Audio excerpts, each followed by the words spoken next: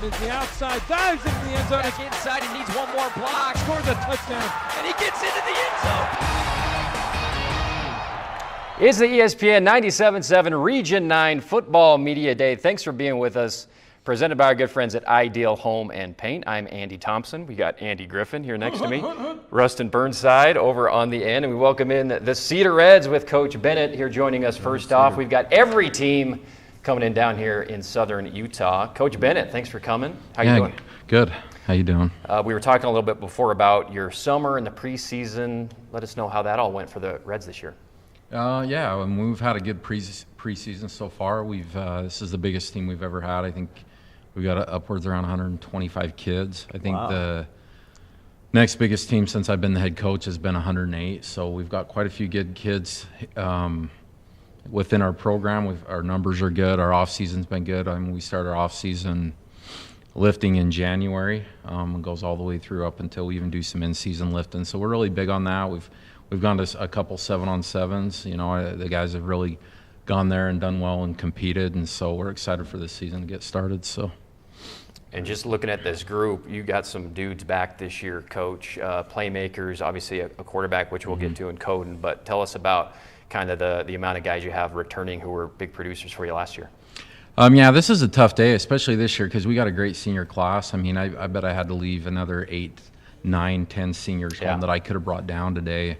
But they understand the importance of team as well. But the kids I brought down today, wanted to give them an opportunity to represent our team as well. Trayden Elliott, obviously, he's a guy you want to keep an eye on this year. Slot receiver, running back, Coden a 3-year starter. JT Jeter's a move-in from Illinois. We're excited to have him on our team. Ammon York, Devin Crenshaw, and Spencer Bell, who's going to be playing safety for us this year. So.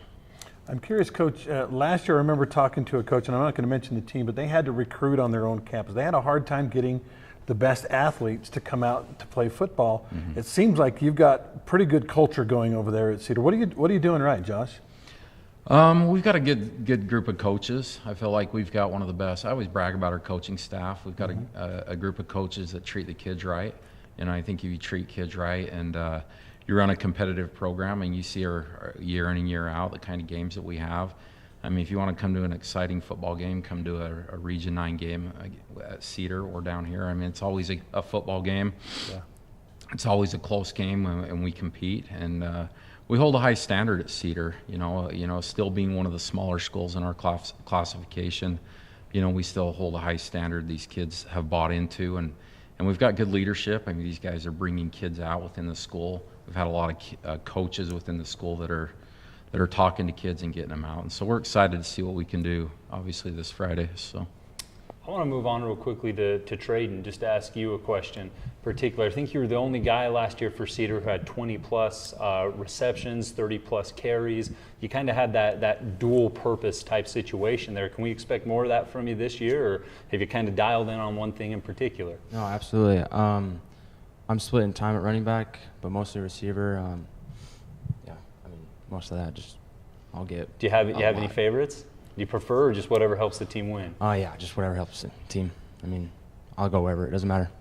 Fantastic. You made that too easy for him, Rustin. Good answer there. Let's go to Carrick Segmiller, who's reporting live from the ESPN studios.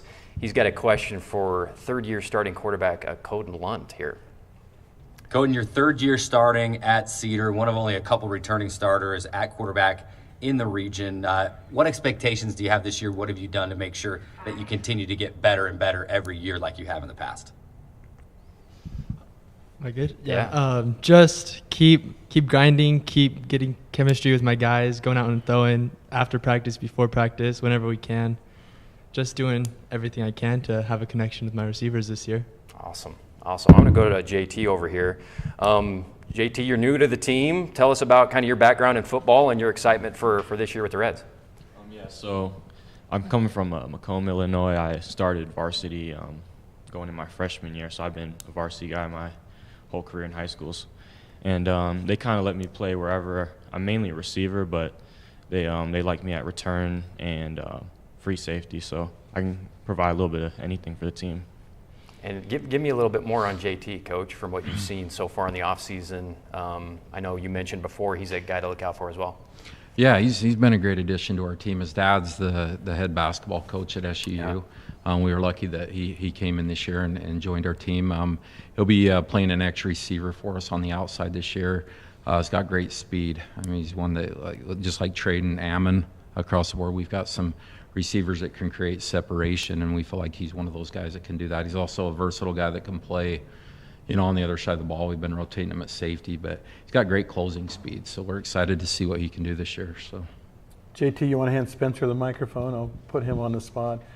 Football anymore is about speed and strength. What's the strength of your game? Is it strength? Is it speed? And as a team as a whole, too? Yeah, definitely. For me, I take a lot of pride in being smart on the field. Smart, okay. I was a backup quarterback for a while, so I take pride in that. But yeah, definitely we've been in the weight room and we've been doing a lot of drills for our speed and strength this year. So very cool. Devin, I want to talk to you real quickly. So last year, I think you had about 800 plus rushing yards type situation. Had a really good year, 6 yards per carry if the statistics are correct, which is absolutely fantastic. Coming into this year, coming off a good year, what's the mindset on trying to improve there? Are you working on pass catching, converting in the end zone? Because, I mean, you already had a really good year. What's the mindset? Yeah, it's about, more pass catching. I got to work on that more, and converting in the end zone, too. I got to work on that a lot more in my speed and stuff. Is it pretty easy to kind of work on the pass catching? I mean, you obviously have the speed. Is it as simple as just curling out, or there are a couple different techniques they're having you do? A couple different techniques, but it's, easy for me to understand them and do them. Makes sense. Devin, I'm curious, when you talk to opposing players and coaches, they always talk about how hard it is to go up and play at Cedar because the grass is tall and it's thick. And I'm wondering, from a running back's point of view, how do you like playing at home versus going on the road and playing on turf? I like playing at home a lot. I feel like I do way better at home because it's more advantage. I morely practice on grass field. Yeah. But I slip sometimes, but it's minor. I can just handle it. Turf fields, I don't like them that much. I don't like turf burns that much. Yeah. So too hot, the point is to not. The point's not to get tackled on turf. Yeah, you guys got a true home field advantage up there, I think. All right, let's go to Ammon. What's up, man? How you doing? Good. How are you? Great. It's a luxury to have a guy like Coden back, who's, like we keep saying, has got so much experience with this system and throwing. Tell me about the improvement that you guys made. You guys went up to the Ute Shoot and performed really well in some of these other camps. Just talk about, I guess, the increase in chemistry going into this next year with your quarterback. We have really good chemistry. I mean, we've been playing since, third grade? So our chemistry is, right on, but, yeah. Give me your take on that, Coden, with not just Ammon, but Traden and everybody else. Yeah, I'd have to agree with that. I've been playing with these guys since probably third or fourth grade, and so we've just spent our whole football careers playing catch with each other, so it's been pretty awesome. Coach, I want to ask you about, obviously, the expanded 4A classification. We got some pretty good football teams up north that are now part of things, not just the Cache County. Do you have any thoughts on what it's going to take to be successful when we get to week 9 and 10 and 11 when the playoffs come around? Yeah, I mean, just from experience, you get into that week 9, 10, and 11, going into the playoffs, I mean, a lot of it comes down to staying healthy. And that's why we put so much emphasis on our weight room and even lifting throughout the season. But if we're able to stay healthy later in that season, it gives us obviously an opportunity to compete at a high level. I'm excited for the new region just because I think the last 3 out of the 5 years we've played Logan. So now it gives us an opportunity to possibly play a different team this year. Yeah. I think there's more chances for upsets and stuff like that. And so with a lot more schools, I think 24 schools, something like that, 27. I mean, there's obviously more opportunities for us out there and stuff like that. So, JT, I just want to go back to you super quick. So you talked specifically about how you were in multiple different positions, have a lot of experience already coming here to this Reds football team. So you're listed as a key newcomer in terms of wide receiver and cornerback. Your casual football fan would say, well, you know what, it's pretty much the same position, right? If you can run fast, then you can guard fast people. I mean, do you see it that way, or are they two different approaches when it comes to playing receiver in the cornerback spot? I mean, I wouldn't really say they're the same because, obviously on defense you're backpedaling as well. As a receiver, you're running forward. You can't really that change of direction can be. Some people can be going fast forward, but that lateral speed at corner and the backpedaling can be a lot different and a challenge for people. So, yeah, I wouldn't really compare them too much. But as a receiver, you can kind of like know what corners are trying to do when you play both positions. So probably helps knowing both spots. So. Very cool. All right, it's an annual tradition, Coach. Maybe I'll ask one of your players, Spencer Bell. You got Canyon View what? Game 3? Battle for the pickaxe? Just tell us about how big that rivalry is. Yeah, I mean, it's a big rivalry, but we take our season one game at a time. Coach has been saying. We got to worry about Richfield right now, and we're preparing for them. And then when the time comes, we'll be ready for Canyon View. So awesome job. And then, Coach, tell us about Richfield. Game 1 coming up. Yeah, we've got a challenge ahead of us. I mean, I think you look at them; they're ranked 2nd or 3rd in preseason 3A. Just because they're 3A doesn't mean they're going to be a good team, but they return several kids. I think they've got 3 linemen that are supposed to be really good. They return a quarterback that throws it well, 2 receivers that have some great speed, and a good running back. And so we've got a challenge ahead of us. We've got to bring our best game this Friday night to beat those guys. So awesome. Coach Josh Bennett and the Cedar Reds getting going this Friday night against Richfield. We're going to take a quick break. We'll be back with the Dixie Flyers right here on your local sports leader.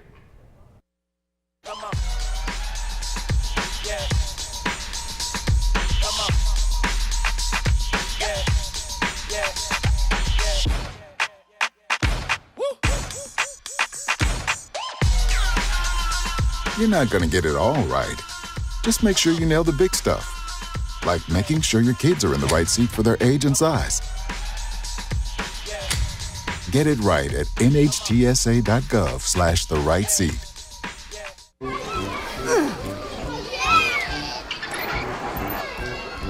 Si los amas como para meterte a buscarlos en el patio de juegos, entonces seguramente visitarás nhtsa.gov/protegidos para comprobar que van en el car seat correcto.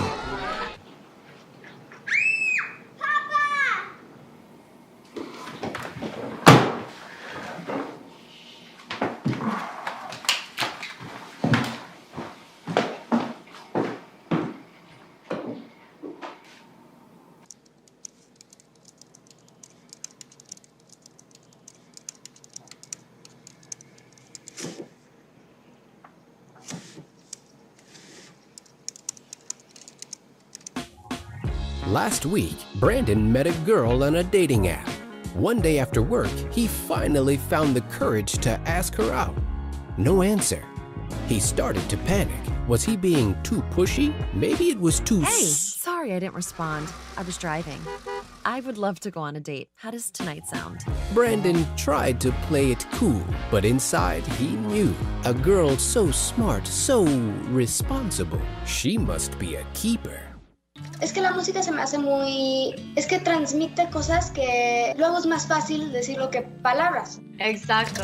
Tuve que abrir mis ojos los tres, inhalar profundamente, contar hasta... If I could be you, and you could be me for just 1 hour.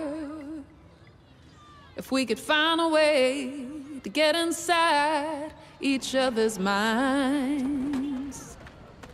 If you could see you through my eyes instead of your ego, I believe you'd be surprised to see that you've been blind.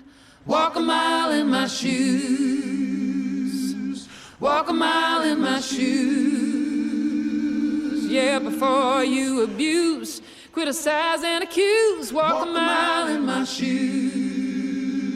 Walk a mile in my shoes.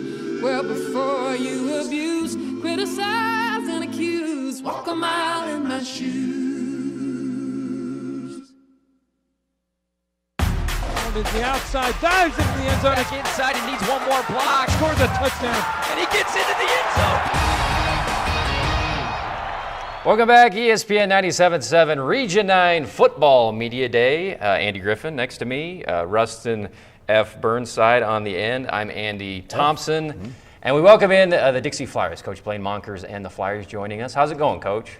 Going good. You guys look good. This looks like a good group, strong group of Flyers here this year. Let's start with the off season. How did 7-on-7 stuff go? Summer camp, kind of state of the program, Coach. Yeah, we went up to BYU 7-on-7 and Utah Tech 7-on-7 and Weber State 7-on-7, and we got better each time we played. So that's the goal. And then we had our camp here part-time at Dixie High School, and then went up to SUU to compete against some other teams, and that went well, and we got away from there with no injuries, so that's a big plus coming out of summer. You have told other media outlets how young you're going to be this year on both sides of the line of scrimmage. Will you explain that a little more to us, what that means and what people expect? We have 3 starting offensive linemen back. 2 of them were sophomores last year, will be juniors. And then our senior, Casey, he'll be a senior this year. He was our center last year as a junior. And Jackson Barman's back at wideout, so that's a good thing for us. Dave Barchie's kind of got hurt when we started in pads, so he's kind of been sitting out, but he'll be our other wide receiver. And then we have 2 juniors that'll be at slot, Louis Bennett, Rand Sawyer. And then Silas will be our senior running back, and that's about Jake will be a senior, and Carter will be a senior on the defense. That's about it.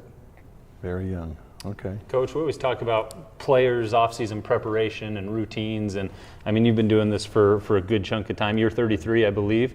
Has your off-season routine always been the same? Have you changed it up throughout your years of coaching? It changes every year. I mean, today I just sprung on them a different way to practice today. So I like to try new things out, I go back and look what I did in the past and maybe pull something out that way we did something back then practice-wise. And I just kind of look at the kids, see which way we might be able to practice best and get the most benefit out of practice. So, yeah, our offense changes, the way we do things changes.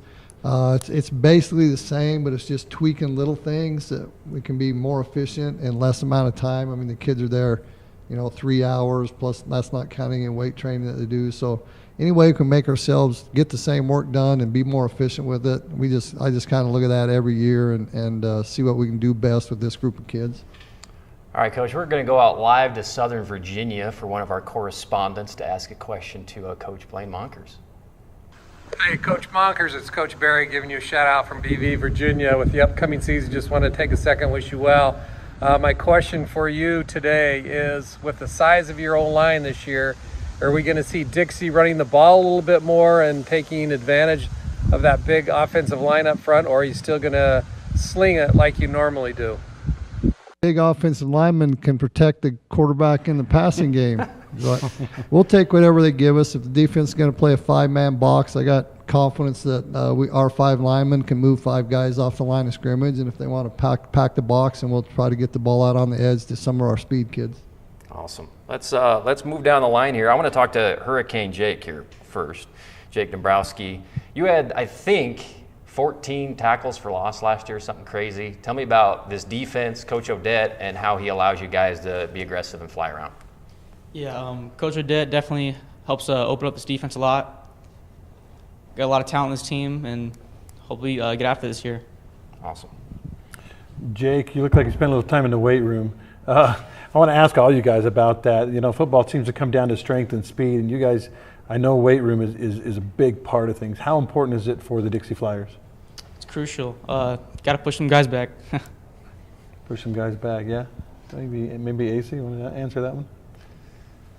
Just about how important the weight room is? Yeah, it's like Jake said, it's like a crucial part to the whole team thing. It helps with team bonding as well as building strength and conditioning in the weight room. What's the weight room like for you guys? You got loud music blaring and yeah, people throwing things at each other and stuff? Like who plays the music in the weight room? Coach Monkers plays the music in the weight room. Oh, he's playing 50s. What do you got, Johnny Cash or what's going on? I don't even know.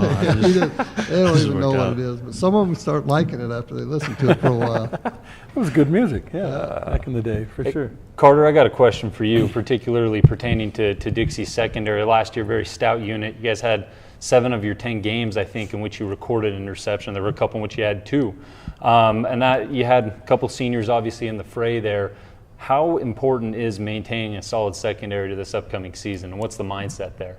Oh, it's absolutely important. Being able to stop the pass game, it's a big part of the football game, but also being able to tackle if running back gets through. We work on that a lot, so both sides, we're always working. Any big takeaways from last season that you're going into this upcoming season with? I guess just being able to tackle and just always knowing where your man's at. Pick off the pass. I like it.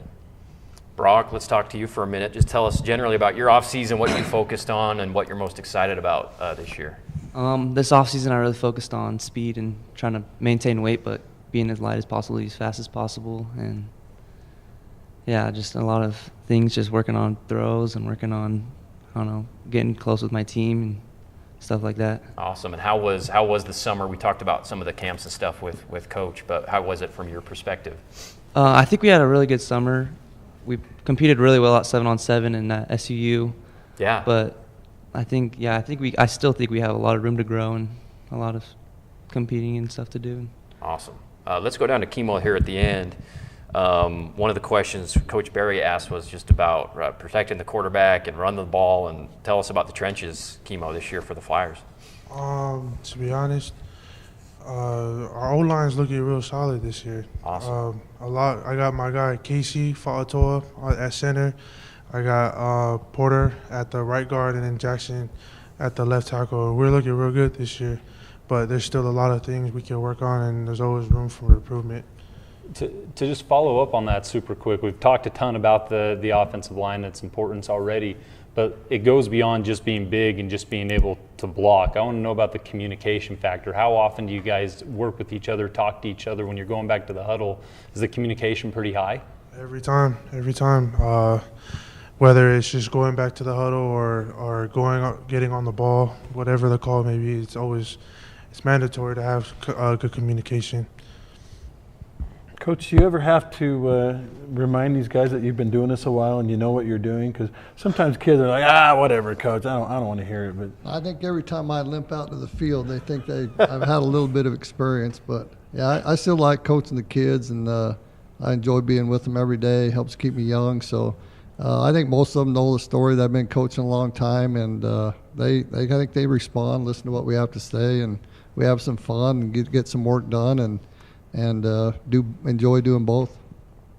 Once again, strength of schedule for the Flyers always tough when you talk about the outer region teams you're playing, Coach. Starting with Springville as always, but then Mountain Ridge, Park City, and then Beaumont, a team from California. Tell us generally kind of about the competition you're facing outer region this year. Well, we faced the two top running backs from the state from last year in the first two games, a kid from Springville and then the kid from Mountain Ridge was number 2.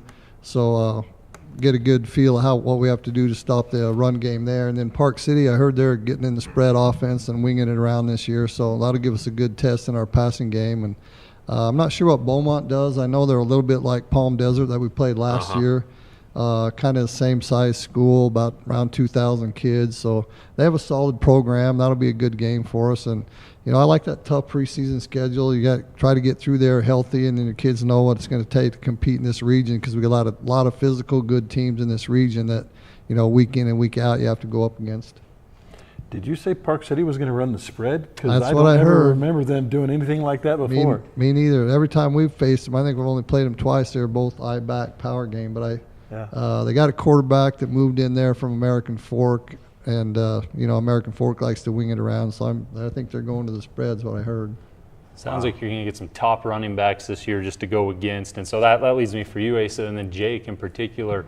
What's more important? I got to know, because Dixie had 22 sacks last year, if my statistics are correct. So you're going to face some top running backs. What's more important, being able to stop the run or pressure the quarterback? I know you like to do them both, but... Personally, I think that stopping the running back is a lot more important, just because a lot of time, like especially with our first 2 games, they play the number 1 and the number 2 running backs in their region, or in the state actually. So I think stopping the running back is crucial to our defense being better than it was last year. Are you guys brothers, by the way? Yes. Yeah? Who's older? Him. Is he? Okay. Do you have to whip him into shape sometimes? Get after him? Little brother? Sometimes. Senior and sophomore. Probably can't catch him, huh? Depends. You guys are too nice. I'll go to Carter for this question. Just a general question about playing for the Dixie program. You know, the tradition and the winning tradition. It seems like every year, it doesn't matter who you got coming back or returning seniors, you're always, you know, kind of consistent competing for region championships, state championships, and stuff like that. So just tell me about playing for this program. Yeah, it's a great program. You know, Coach Monker's been here. He knows what he's doing. So it's a great program, great school, lots of deep roots, you know, old school. So great support system around us, and it's always a fun time at Dixie. Awesome. And then my last one for you, Coach, is just the quarterback situation going into this year. Just tell us a little bit more about the quarterback, and obviously you have a new starter with. Yeah, Brock's going to be our starter for us, Brock Parrish, and then we have Wyatt backing him up, and Wyatt's getting a few reps. Brock's getting most of them. They're both doing a good job. Brock's one of those guys that he's probably been waiting to play quarterback since he was in the second grade. He's one of those guys that goes to all the camps, works on all the skills, gets some special training on the side. He just loves football and loves the game, and he spends the majority of his life is rotated around being a quarterback, and it shows when he gets out on the field. Awesome. All right, well, thanks for coming, guys. Good luck this year. Always fun to cover the Flyers, and they lead off this Friday at Springville, August 11th. Thanks a lot, Coach. We'll see you out on Friday night. So we're going to take a quick break. When we come back, we got the Snow Canyon Warriors.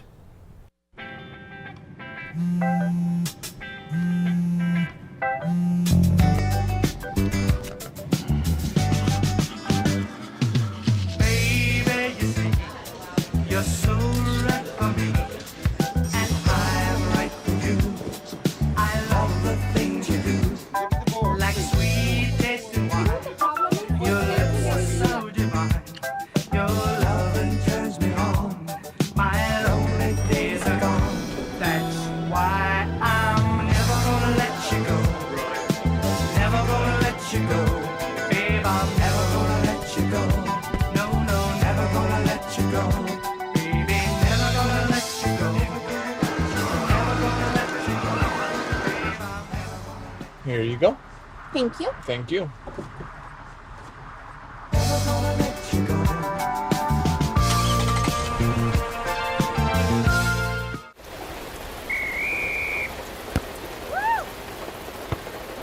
Come on! Go, Diane! Yeah, keep it going! Yeah! Go, honey! If you love them enough to drive an hour to cheer them on as they get beat 11-0 in the rain, then surely you'll check NHTSA.gov/the right seat to make sure they're correctly buckled in the back seat. Throw that ball, Diane! Woo! You got this! When it comes to making plans, you are the best. What about those barbecues you plan in detail for your family? Or your daughter's first costume party? It was out of this world. The same way you plan each detail for those moments, start planning to protect you and your loved ones from a natural disaster. Sign up for local weather and emergency alerts. Prepare an emergency kit and make a family communications plan. Protecting your family is the best plan you can make. Honey, what I think you need is a socket wrench. I played JV basketball. I'm sorry. I don't think it looks right. This is good, and it's all good, baby. Is it really all good?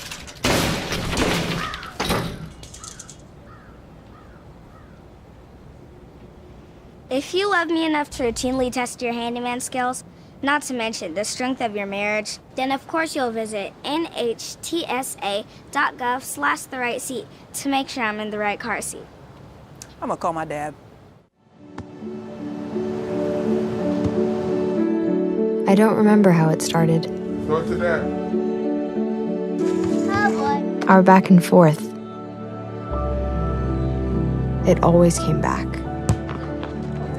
Dad! You probably don't remember what you told me, That was perfect. but I heard every word.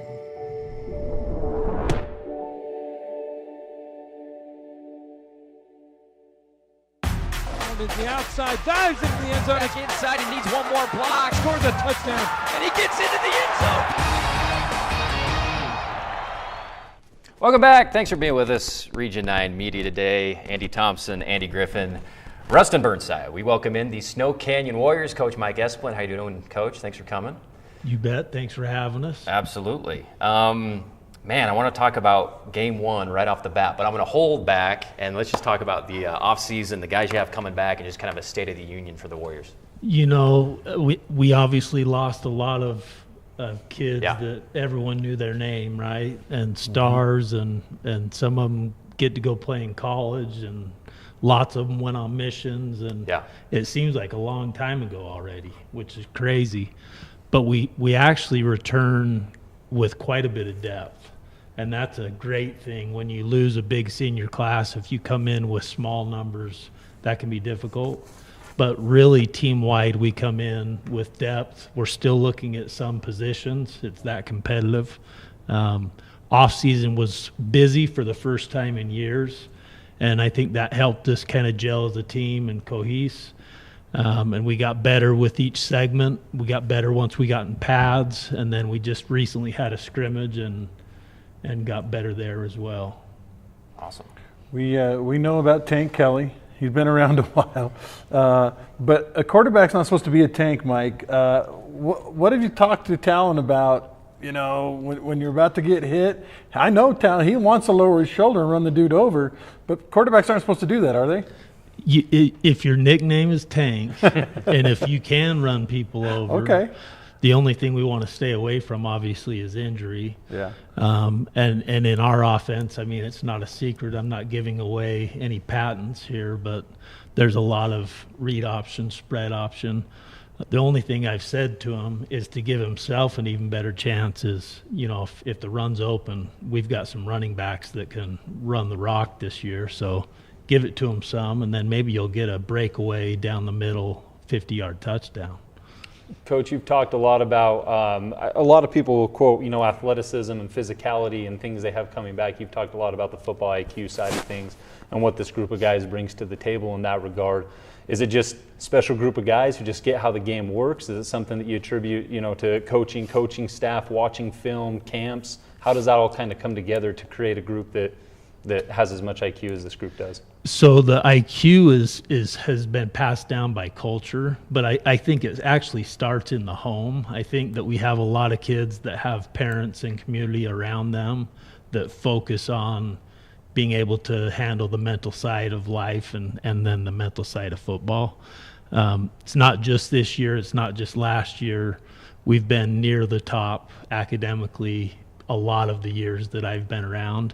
Coaches certainly focus on it. We talk about it. They make fun of me often about how much I bring up the academic side and the paperwork side. But with a complex offense, and if you want to really be able to do some things that are advanced, you have to be able to learn, you know, on paper, on film, and then actually go do it on the field. Go to Samaje here. You know, I remember a couple times during baseball season watching Tank get a ball deep in the pocket at third base and just throw it. It looked to be about 107 miles an hour. So I'm wondering if coming across the middle, he bullets one, and you sometimes got to say, man, you cool it down a little bit. I know you got the cannon, but just finesse it to me. What's it like working with Tank, who's got, you know, just a cannon for an arm? It's amazing. I always know that he can get it there no matter where I'm at. Whether I'm down the field deep or even close, he throws it pretty hard, but stinging hands for a few seconds is worth it when it comes to getting a first down, touchdown, and getting down the field and scoring. And then I'll go to Tank to follow up with that. Actually, you know what? We got Carrick Segmiller from the ESPN studios who will ask Talon a question about the upcoming season with his receivers, I think. Hey, Tank, obviously graduated a ton from that explosive Snow Canyon offense from last year. Your first year as the starter.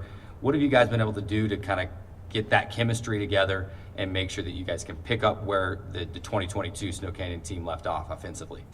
I mean, this group of guys right here, we've been playing together since 3rd, 4th grade. So I feel like we've always kind of had that bond together. But, I mean, there are some new guys that are coming in, and a big thing is just trusting each other. I mean, we went to a couple camps. We went to Richfield. That was a big one for us. Just trust. I mean, we started rough, but towards the end of the week, we just had trust in each other, and I trust that my receivers will be there. I'll trust that the offensive line will block for me, and I can just sit in the pocket and just do what I can. Got a question for Makayo. There are so many distractions when football season comes around. You got homecoming and girlfriends and school and class and cars and video games and whatever else. How are you able to focus in when football is here and when it's time to get real serious? When football comes, I just delete everything and just focus on myself, and I make sure I get to practice, make sure I'm communicating with my teammates, my coaches, make sure I'm doing everything right to be able to perform my best on Friday nights. Nice. Tegan, real quickly, I just want to ask you, last year you were putting up some hefty numbers, of course, before the injury, 8.8 tackles per game. I think in the 2-game stretch you had 22 tackles as a whole, which is insane. I mean, talk to us about coming back from that injury and trying to rediscover that same explosiveness that you had prior to last season. Has it been easy? Are you just excited to get back out there? No, coming back from an ACL, it's definitely hard. You gotta go for 9 months of just working that knee out and all that. But yeah, I'm ready for this season. It's my senior season. Last season, I'm ready to hit hard. Don't feel like I made a name for myself last season, so I'm definitely gonna blow it out this year. Not my knee, but the games. No, don't blow that out. How awesome is it, Coach, to have wrestlers playing, on a football team? It's really awesome, and it actually goes back first, I think, to the mental side. They work them so hard. I mean, I guess the hybrid between mental to physical, they work them so hard in some different ways than we work them. They learn that they can push themselves quite a bit further than they realize they can push them. They're going to be tough. They're going to be disciplined. They listen better. Coach Lang, our wrestling coach, his style, I mean, they get some things that they don't, different personality than me or some of my coaches, and focus on some different things instead of doing the exact same repetition over and over. So it's been great for us. Awesome. Go ahead. Yeah, I was going to ask Conrad, being a DB, you're a DB, right? Yeah. Being a DB, sometimes you can look silly. You see the back of the guy's jersey prancing into the end zone. Other times you're making a play on the ball, maybe an interception or a great tackle or maybe even a game-saving tackle. How does the mental part of the game factor into what you do? I mean, it's a big part. Like, you make plays, you don't make plays, but when you don't make those plays or someone catches a ball on you, you just got to move on, go to keep moving forward, forget the play, and then go back and set up again to know you can make those plays later on. You got to have a short memory, but that's not easy sometimes, is it? No, because they want to linger there and you just keep remembering, but you just got to move on and be confident in yourself and your abilities every time you line up. Quick follow-up: is there trash talking in the between wide receivers and Oh DBs? yeah, All the time? Oh yeah, yeah, all the time. Not like when Coach Espen played. We never talked back then. Right? No, fear the quiet man. Tag, I just want to focus on the line in particular right now, especially because Snow Canyon, since I've been here, they've always seemed to have a pretty solid offensive line. This year doesn't appear to be any different. Are there any major shifts or changes or focal points compared to something like last year for this upcoming year, or is it business as usual? It's business as usual. It's repping over and over, and I feel like we're just going to be just as good as last year, and yeah, it's just business. What's the chemistry like between you guys? I feel like we're a lot closer because people don't really think of us as anything, so we only really have ourselves to kind of build on, so I feel like we're a lot closer that way. Love that. I can tell you this, I was an all-state offensive lineman. I never got interviewed once by a newspaper guy or anything. They don't care about us linemen, but as long as we do our job, right? Yep. Let's see, we're running out of time here, Coach. I wanted to ask you about Stansbury. Obviously a huge challenge week one. So yeah, maybe just start there and then I'll follow up. So, and just kind of, because we talked about wrestling, I do want to make sure, I think something that's helped us, obviously wrestling we talked about, our track team. Oh, of course. Is basically married to us, and they've got a lot of our kids faster. Samaj's dad, Coach Thompson, James Thompson, helps with track. He's the sprint coach. Yeah. We've got multiple football coaches that help there, so that's been huge. We have some baseball players here that are obviously great athletes. Love to see it. And it's hard for coaches to share. And I think that needs to be something noted, that you can have successful, sports school-wide. So we're excited to have all of those sports kind of together helping. Stansbury's going to be tough. We know that going up there, going to be physical. they say that they lost a lot of guys, and I've been in these situations, and you start looking, and they haven't lost a lot of guys. But what a great motivation to finish up the work week until we get there Friday. Awesome. Coach Esplin and the Snow Canyon Warriors, thank you so much, Coach. Always awesome to talk to the Warriors, and we'll see you Friday nights down the road. Good luck this year, guys. Yes, sir. Thank you. Thanks, fellas. Quick break. We've got the Hurricane Tigers. Coach Ashby will join us when we come back. Así que no le cuento todo y sobre de encajar, siento como que me va a decir que es una ridiculez. Puedo entender eso completamente.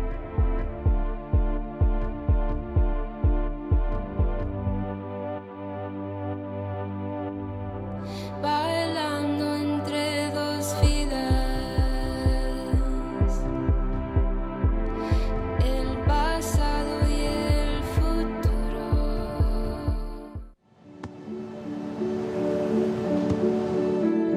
I don't remember how it started. Go to that. Our back and forth. It always came back. Dad! You probably don't remember what you told me, That was perfect. but I heard every word.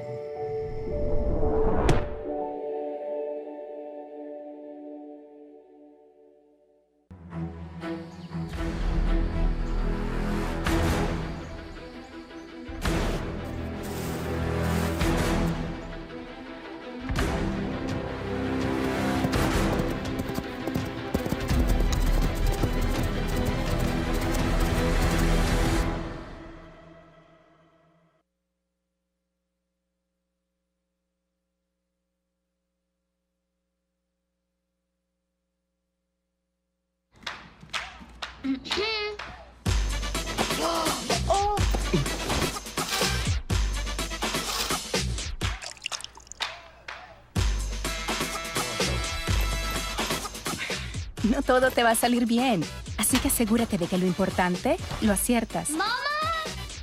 Como asegurarte de que tus niños estén abrochados correctamente en el asiento correcto para su edad y tamaño. Hazlo bien en nhtsa.gov/protegidos. Hey, boss. Okay? Yeah, I'm good. You sure? Said I'm fine.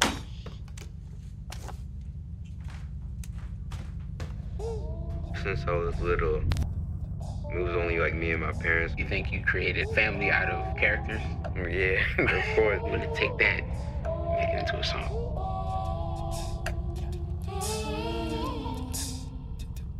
Put me to bed, see you in the morning.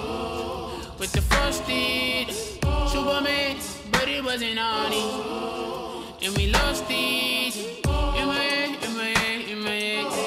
Where you at, where you at on the way out? In my head, in my head, in my head.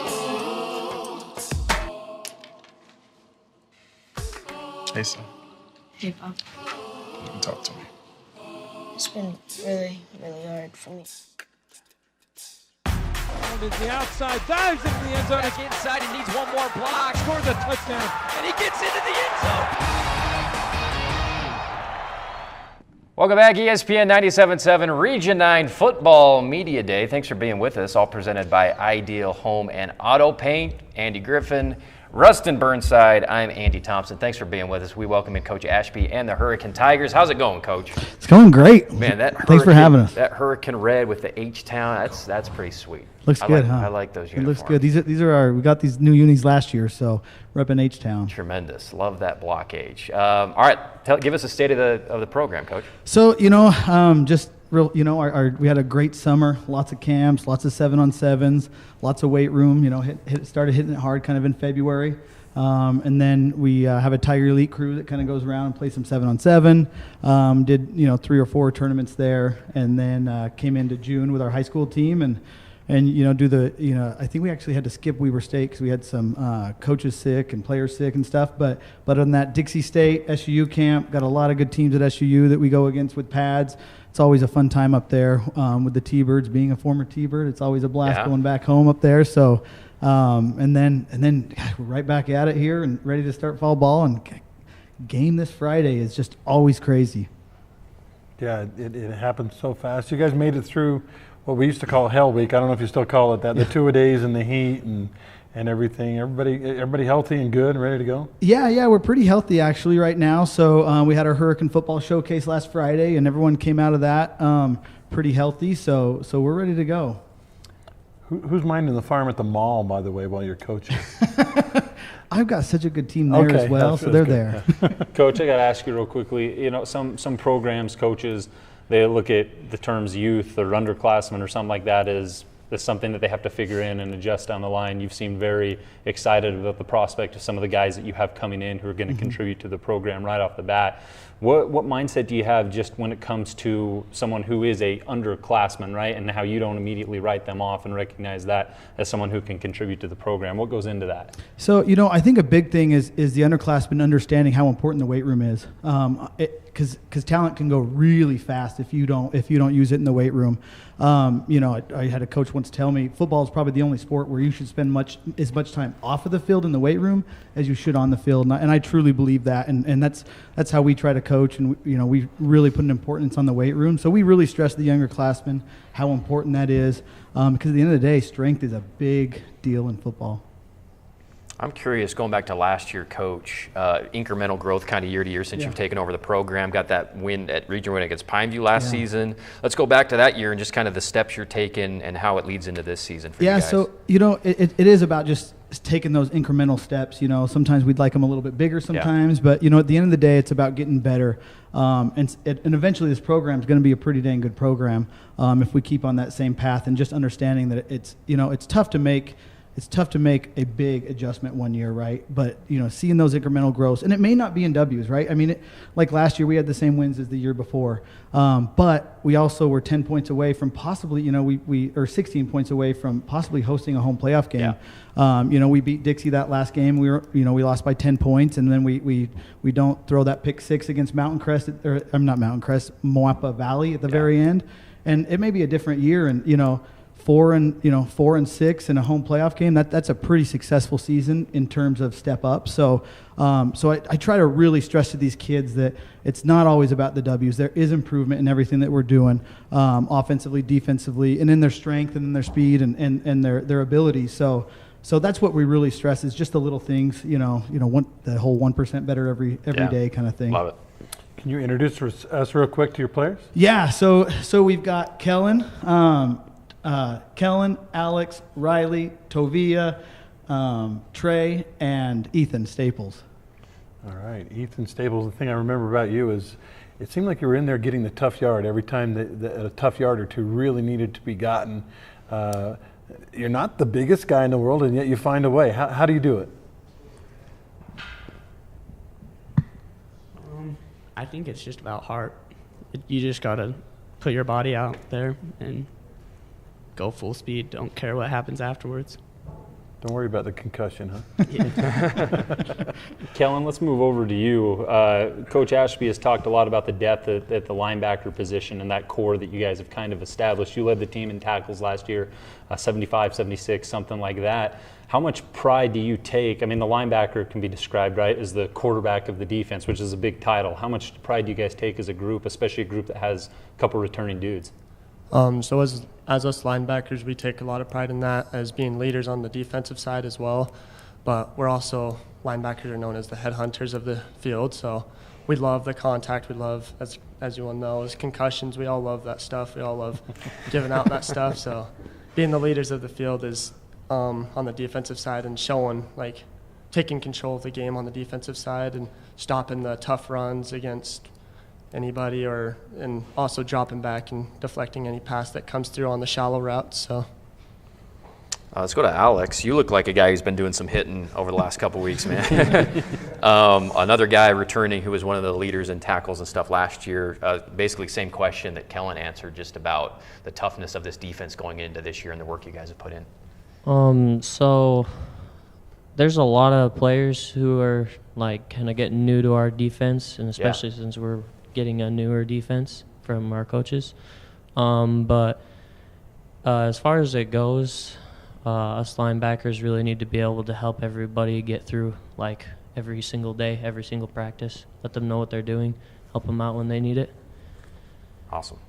Riley, I remember when I played, I had a couple of buddies that weren't playing football, and I had to kind of talk them into, they're great athletes, had to talk them into coming out. Have you had to kind of recruit your buddies, say, hey, listen, we're on the rise here at Hurricane. You need to come out and play. Yeah, I talked to Hunter Prince and Ricky, and I think I really got them out there. Nice. Really got in their head and said, come on, like, you guys are people that can help change the program and help step it up and help us get some wins. Very cool. And do you kind of see yourself as that, guys, where you're like are the pioneers of the, you know, bringing back the glory to Hurricane, and people will look back on a class like yours potentially as the one that got it going? Yeah, hopefully. I mean, that's the goal. So awesome. Love it. I want to move to Trey real quick. So on this Tigers offensive line, I know you guys had a sophomore starting quarterback this year. I believe we'll probably be rolling out another underclassman in terms of the quarterback position. How important is that for you guys as a unit, and how much pride do you take in the fact that we got to protect this guy, we got to make sure his job's easier, kind of have that cohesiveness together? Yeah, we love Dylan. We're going to try and protect him. Hopefully he has a lot of faith in us that we can stand on the line for 5 seconds. So he has some time in the pocket, throw the ball, score touchdowns. I like it. I'll take 5 seconds all day long. We're going to go to Carrick Segmiller at the ESPN studios, who's got a question for Ethan. Hey, Ethan. Obviously, you're one of the big senior returners on this offense. You bring varsity level to a team that's up and coming and really needing leaders. What have you done in the offseason to help not only improve your game, but maybe leadership roles to help these younger guys come along? Yeah, so I feel like this year especially, I've been trying to get people in the weight room, get people out to everything they can be at. Just we got to be out. We got to be working to be able to change this. So basically that's what I've been doing. Awesome. Yeah, we were, that's always a big topic on media day is the weight room in the off season and stuff like that. Let's go to Tovia in the back here. Talk about the weight room first of all, but then what do you think is kind of the personality of this group this year of the Hurricane Tigers? What would you say? I think our personalities, we're trying to go into the season having that menace mentality, not backing down from whatever team. Obviously we're going to try our hardest, and we're going to compete. We're not going to give up, and we're not going to make it easy for these teams. What do you guys think? Maybe Coach, start with you. What do you think it'll take to break through the cartel? Of, you've got your Desert Hills, Crimson Cliffs, Snow Canyon. I mean, these teams are really good. What does Hurricane need to do to break through there? I'm going to go back to keeping the weight room and just not quit. And I know that's so cliche or say that again, but man, I mean, it's going to take year over year in the weight room and just that not quit mentality. And these guys know that. I mean, it's been tough. I mean, it's been tough to not. It's really easy for a lot of guys to say, you know what, football's tough.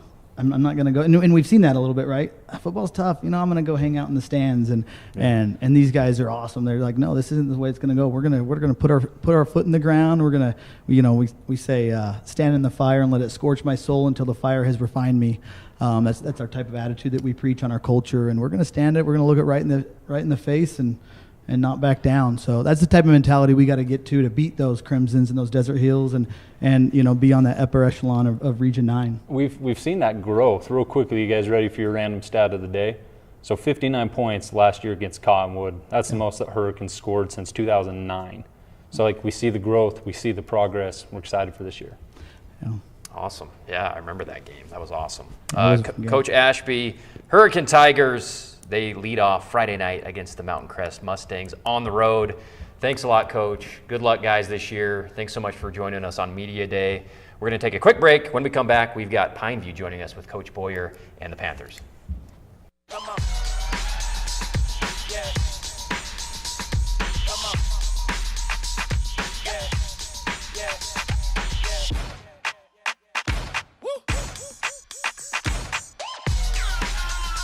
You're not going to get it all right. Just make sure you nail the big stuff, like making sure your kids are in the right seat for their age and size. Get it right at nhtsa.gov/the-right-seat.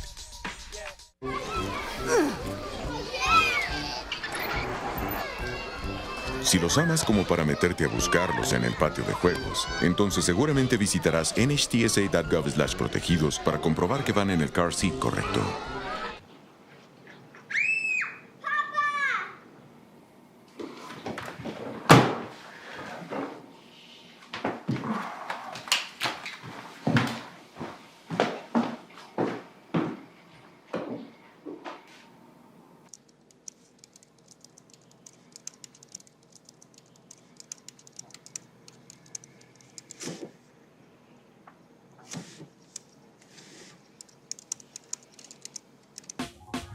Last week, Brandon met a girl on a dating app. One day after work, he finally found the courage to ask her out. No answer. He started to panic. Was he being too pushy? Maybe it was too... Hey, sorry I didn't respond. I was driving. I would love to go on a date. How does tonight sound? Brandon tried to play it cool, but inside he knew.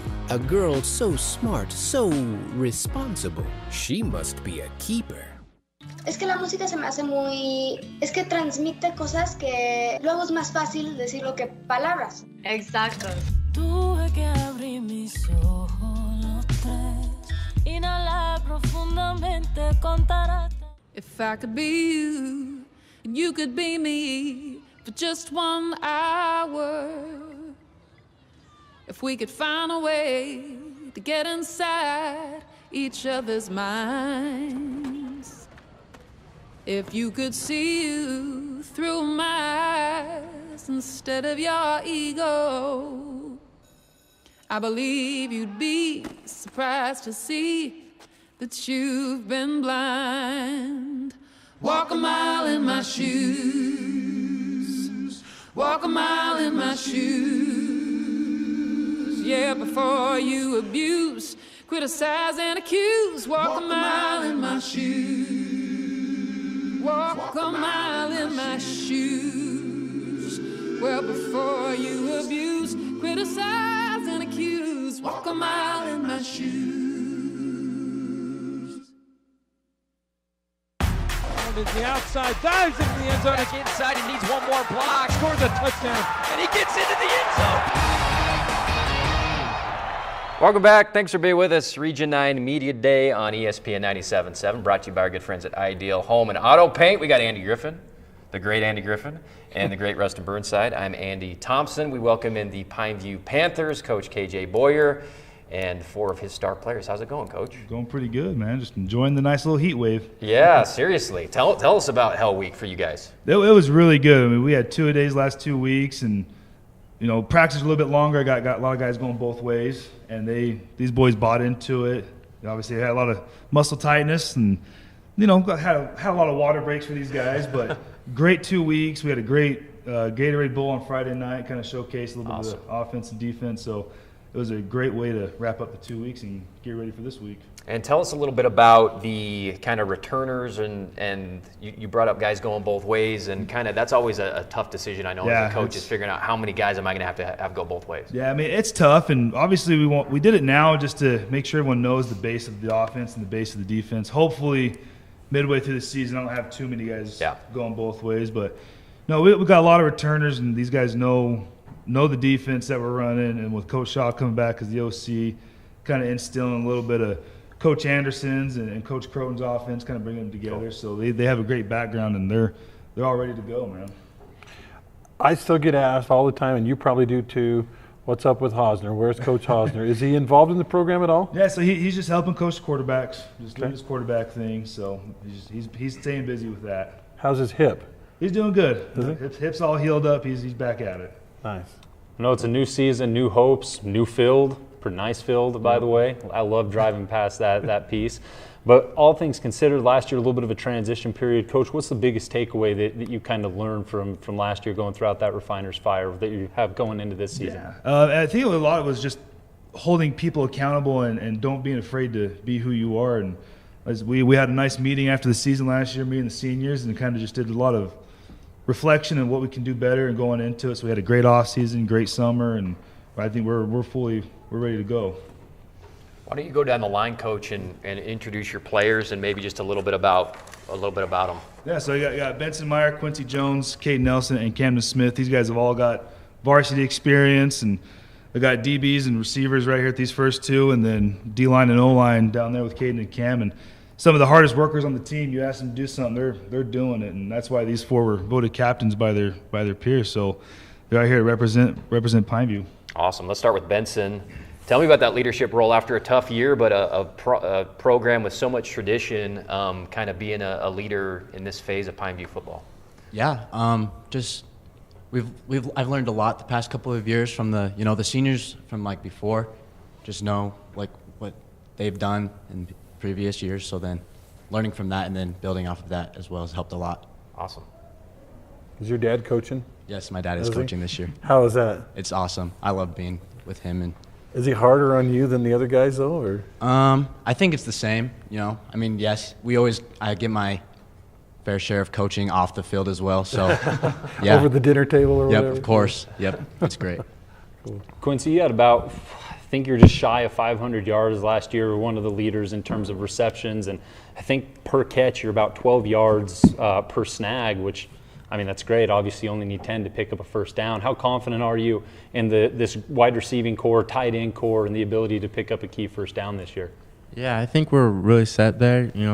With Brock and all the rest of our receivers, I think we'll do really good there. And, it's just about improving on yaks, and I think, we'll be solid. What is the biggest key to improving on a yak in particular? What are they teaching you?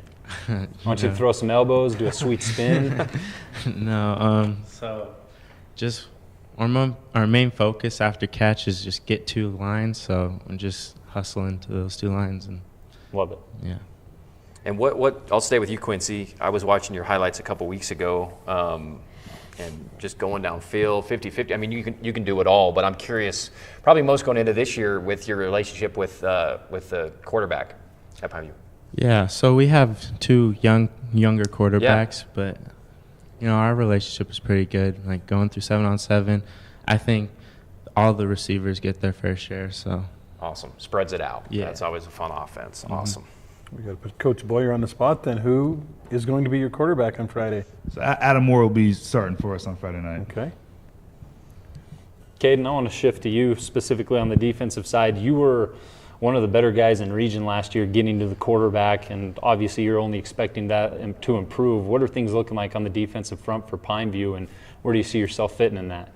Yeah, so we got a really good D-line this year. We're all solid. Like, I've been playing with these guys since 3rd grade, and we just improved and improved and improved. And I'm just really excited to go out there with them and just ball out. And then our secondary is really good as well. And I'm really proud of everyone on our defense and everything that we've accomplished over this past summer, and from building up from last year and building up from how we didn't do too hot last year to the very last game against Ridgeline. I felt like we did a lot better, and I feel like that we've continued to carry that on and carry it on into this season. Have you set any particular numbers for yourself that you write on your mirror or something for what you want to get to in terms of sacks or tackles for loss? Is it more so I just want to count wins? Yeah, so I got a ton of things on my mirror right now. Right. My goal this season is I want to get about 15 sacks. I want to get as many tackle for losses, and I want to be a good team player for my defense. I want to take care of my job. I want to take care of everything that I have control over and do everything in my part to help this team win. Fantastic. Wow, awesome. When I played Camden, there was no such thing as a pancake block. Do you care about that kind of thing? Does that matter to you, or is it just a matter of you got to take care of your fellas? Well, it's you can never go wrong with a pancake, right? But I'm just trying to be a good leader on the offensive line, just lead the unit up front. The offense starts with the offensive line, so just being the best player I can be will help my team in the long run. If I'm not mistaken, it's a relatively new unit here, and you're obviously cream of the crop in terms of that. What's it been like to lead and try to help these guys adjust next to you? Well, it's been a fun experience actually, because when I was a sophomore, I had the older guys come up and help me, transition to the varsity level. So helping these younger kids out, it's just been a good experience, and they're looking good. We're gonna have a solid offensive line this year. All right, we're going to go to Carrick Segmiller back at the ESPN studios to ask Cam a question very similar to the two that we just asked him. So good luck, Cam, trying to answer this question differently than the last two. Go ahead, Carrick. Hey, Cam, you were in second-team All-Region honors last year. I know big plans, big things in store for this Pineview team this year. What's been the focus over your offseason and into this fall camp to make sure that you're doing the same thing and providing time for your quarterbacks and making big holes for your running backs? Just getting lots of work in off the field, probably going 3 or 4 days a week this off season, just getting working constantly, just, conditioning, lifting, just talking to the guys, got a game plan. And yeah, it's been a rough off season for me, physically, but it's going to make me good for the season. So we're good. Who's the strongest guy on the team? Are you right up there with him? I think I'm the strongest right now. Yeah. Yeah. Yeah, I thought Benson had a little bit of. Benson too. Speaking on that, Benson, don't worry, I'm not going to put you on the spot and have you guys arm wrestle or anything like that. But what is the confidence headed into this year? You talked about finishing the year strong last year. Scores may not always reflected it, but it's clear that you guys got better on a week-to-week basis. Are you just kind of picking up where you left off at the close of last season, or would you say confidence is even more so? Yeah, that's the goal. That was like right after that game. We had our talk right after, and our defensive coordinator kind of just brought us in, and we were like, we want to start from how that game ended. We played probably one of our best defensive series in those games, or in that last game. So yeah, we're kind of just building off of that, and we're going to take it into Logan this week and then build off of that even into the season. So perfect. So who's calling the plays again? Coach Boyer? Is it Shaw? Yeah, so Coach Shaw is being the offensive coordinator, and Zach Tautuili is the D coordinator this year. Okay, very cool. And you mentioned Scott Anderson? Oh yeah, just our old offense a little bit. Okay. Yeah, just kind of Shaw's putting it in a blender and putting them all together a little bit. Nice. Okay. Cool. These guys all talk like coaches. I mean, they're all articulate and like. I mean, they said they were watching videos of how to do media days and stuff. So they were looking forward to these 2 media days. These guys came prepared. Holy cow! All right, Coach, tell us about the pre-region schedule and what. I don't know, just about the challenge of the team. Yeah, so we've got Logan this Friday night, and it should be a good game. We scrimmaged them up in 7-on-7 up in Idaho, and it was a really good scrimmage, so I'm excited for that. Tough Canyon View team next week. Yeah. So, I mean, they got a bunch of guys returning. They played really well in 3A last year. Yes, so they did. That'll be a nice little battle, having to go to Cedar as well. And so, and then finish up with Tooele for the preseason, and just they do a good job up there running the ball, and they're always a tough, physical, disciplined team. So I'm excited, though. And give us a little bit of we saw Adam Moore, I think, a little bit last year, but he's going to be the guy this year. Tell us a little bit more about him. Yeah, so Adam will be the starter starting out the season. He's improved a lot doing his stuff in the off season when he wasn't doing basketball, he was doing his football stuff, and he's really athletic. He knows the offense, and he can make a lot of plays with his arm and his legs. Cool. All right, well, good luck this year, Coach. Thank you so much for bringing your guys. Great job, Panthers, and we'll see you out there on Friday nights. Appreciate it. Good. Thank you, guys. Quick break. Let's see. We've got Desert Hills joining us next right here on ESPN 97.7. Quick break. Back with them right after this.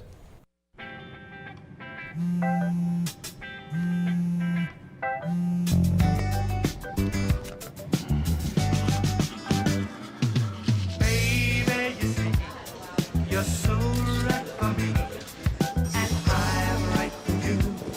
I love the things you do, like sweet tasting wine. Your lips are so divine. Your loving turns me on. My lonely days are gone. That's why I'm never gonna let you go. Never gonna let you go, babe. I'm never gonna let you go. No, never gonna let you go.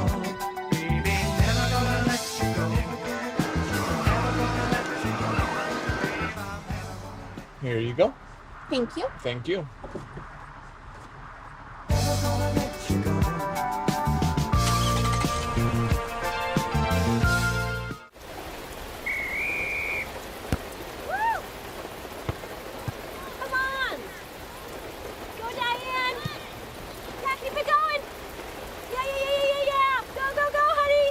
If you love them enough to drive an hour to cheer them on as they get beat 11-0 in the rain, then surely you'll check NHTSA.gov/the-right seat to make sure they're correctly buckled in the back seat.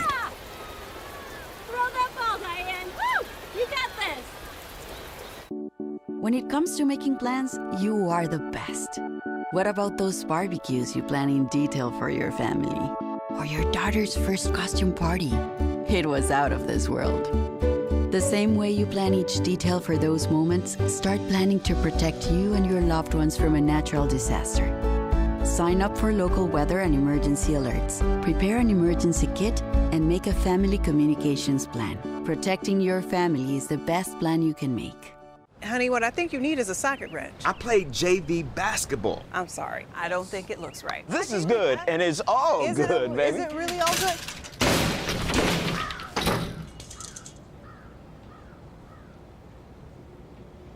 If you love me enough to routinely test your handyman skills, not to mention the strength of your marriage, then of course you'll visit nhtsa.gov/therightseat to make sure I'm in the right car seat.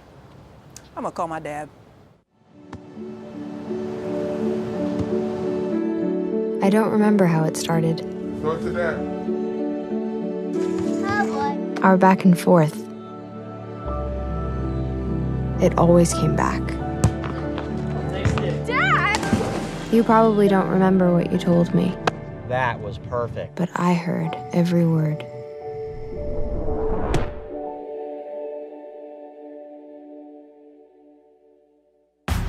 Is the outside, dives into the end zone. Back inside, he needs one more block. Scores a touchdown. And he gets into the end zone.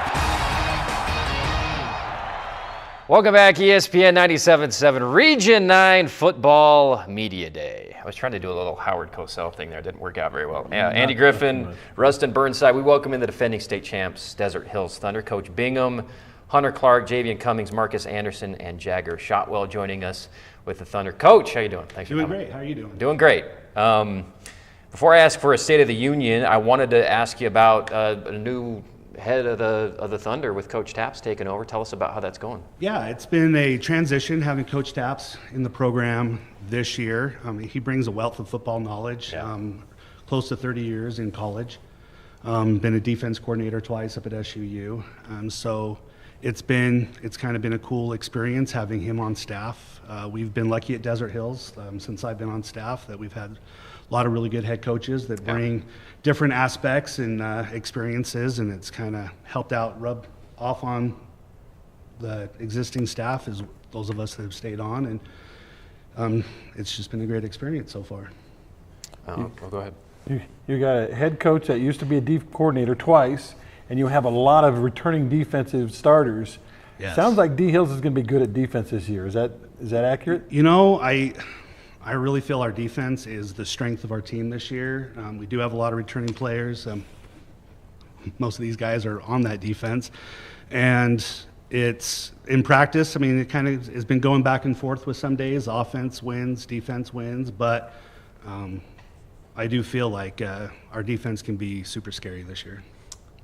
Just real quickly, you guys obviously have that target on your back now, which you may or may not acknowledge type situation. You talk about it being a new year, new season, but I'll give you a little preview of what it's going to sound like from the media every time we call a Desert Hills game. We'll say, here come the Thunder, defending state champs, right? We're going to talk about it a ton.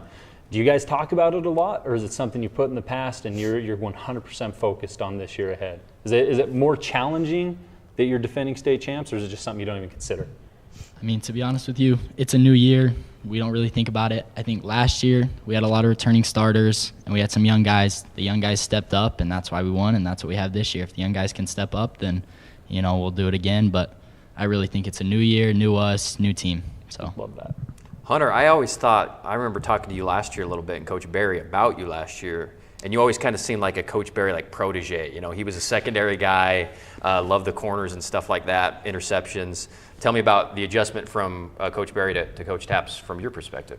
I mean, a big thing was Coach Barry introduced a lot of college language, stuff like that. A lot of, stuff that kids at the high school level right now probably wouldn't understand. And so it was really good going into Tapps or defense that we had a lot of the same language, maybe a couple terms switched up, but it's we already learned how to play defense at the college level and we're going to a different system, but it's all the same stuff. I mean, it's been really good, and it's a really complex defense, but we figured it out, and I think it'll be good for us. I'm going to stay with Hunter for a second. What kind of a DB are you a big hitter? Are you a cover guy? Are you a read and react guy? What kind of safety are you? So I think kind of all of the above. I mean, last year I played corner 2, so a big thing was like learning how to cover that way. So I mean, like I said, all of the above. I love to hit. I love to get in there. I mean, I'm hoping this year to get a lot of picks, so I think that's kind of going to be my focus is, look, the quarterback's going to air it out. We want to make him pay. So I'd say that, but all of the above. I'd say a 3-way safety. They were talking about trash talking earlier between DBs and wide receivers. It's happening. It's happening a lot. Is that true? I mean, to be honest, Javian too. To be honest with you, not really. I think the only game I said anything was Skyview. Skyview started it out. They were talking on social media. They were yakking a little, huh? They were, and so then we, came right back at him, punched him in the mouth, and there were some things said, but other than that, I didn't say anything all year. We're going to fact check you in about 10 minutes when Crimson comes in here, but you're sticking with the story. No, I'm sticking with the story. Their wide receiver coach actually. He's in my sister's ward, and he was talking about, you guys had some DB on our sideline talking. I'm like, I didn't say a thing. I think I had Boston Adamson on my side the whole time. I don't say anything. I don't. No. Love it. Let your play do the talking. Javian, I'm going to ask you real quickly. I was doing a write-up earlier this year, and I'm a big stat nerd, and so I was crunching some numbers. You accounted for 25% of Desert Hills receiving touchdowns as a junior last year, which is awesome, but you were extra effective in the red zone. What changes from your mindset and the way you approach your routes and things such as that when you're inside the 20 versus when you're back on your own 35 and you have open field? Does anything change there? No, not that much. I just think that if you're guarding me, then I'm going to just give it my all. I like that. That makes it easy, simple, right? Yeah. Nothing has to change up. Nothing has to shift. You expect a lot more receiving touchdowns this year? You're going to be one of the focal points in the red zone? Hopefully. I'm just trying to, get noticed by colleges. Yeah. What if you're going over the middle and out of the corner of your eye you see Hunter Clark coming across? See, I would just take the hit. Yeah? Take the hit, get back up. Get up and start talking a little bit? Yeah? Okay, that's cool. What are coaches telling you about your role kind of going both ways this year, JV? And we know you can do basically anything on a football field. Our receivers coach, my dad, Coach Pocky, he just says to just stay on defense and get my reps in, see how it feels, at safety. Cool. Because last year I barely played until after the half of the season. So yeah, I'm just used to it, receiver. Cool. Marcus, how do you fit into all this? And first, I guess you guys got a new quarterback too. But how do you fit into all this? It'll be good. It'll be a good season this year. I'm definitely excited. Like Hunter was saying, it's a new team, so it'll be exciting to see what these younger quarterbacks and stuff, and only being juniors and them getting varsity reps and stuff. It'll be interesting to see what they can do. And how much did you play last year, varsity? I was backup for wide receiver for outsides and stuff, but got in a couple times and just gave it 100%. So, nice. Jagger, I want to ask you. I think 54 tackles or something. Told you, a big stat guy. So about 76% of those were solo. Which, I mean, I know you're not above having your teammates help you out as long as it finishes the play. But how much pride do you take in just being able to clean up on the spot? Tackles are great, stats are great, but I think the big focus point is having our team all around. Making sure we're all there in our right spots, doing our jobs, and not taking individuality into our account. Love and that. Just playing your best with your team. Which, and that mindset, I'm sure that's been something you've been noticing a lot throughout camp, everyone all together type situation. Mm-hmm. For Desert Hills defensive unit this year, obviously a very polished defensive unit last year, similar expectations, right? Yeah, especially when we have most of the defense returning. I think it'll be lights out, ready to go. With a name like Jagger Shotwell, you had to play football, right? You couldn't be playing tennis or something. Football had to be your thing, right? Mm-hmm, of course. I love it. I've been playing it for a long time now. Started in second grade, so love every bit of it. Great name. We love saying it. All right, we're going to go to Carrick Segmiller from the ESPN studios, who's got a question for Javian. We can fire that. Hey, Javian, you had 6 touchdown catches last year. Obviously, you're one of the leading receivers for this Desert Hills team coming back. You'll have a new starter at the quarterback position. Take me through what this receiving core is looking like this year and what you guys have been doing to make the transition easier for your new starting quarterback. Our receiving core is top, high key. Got me, Marcus, Cyrus Polu, and my little brother, Nigel. And yeah, I think we're going to get a lot of yards, a lot of touchdowns, win some games. And we talk about, new starting quarterback, but you guys have, I know a couple guys were going at it, Coach, but with Bo Wall back, he played some really important football for you last year, and having him back, to take over for Noah, who was a 3-year starter, is, kind of a luxury to have a guy like Bo who at least got some important reps last year a little bit. It is nice because you've got a guy that has had varsity experience. Yeah. He's put in some minutes. He's got some reps underneath him. And it's always important when you're transitioning from one quarterback to another one in that next year to be able to have somebody that has that experience.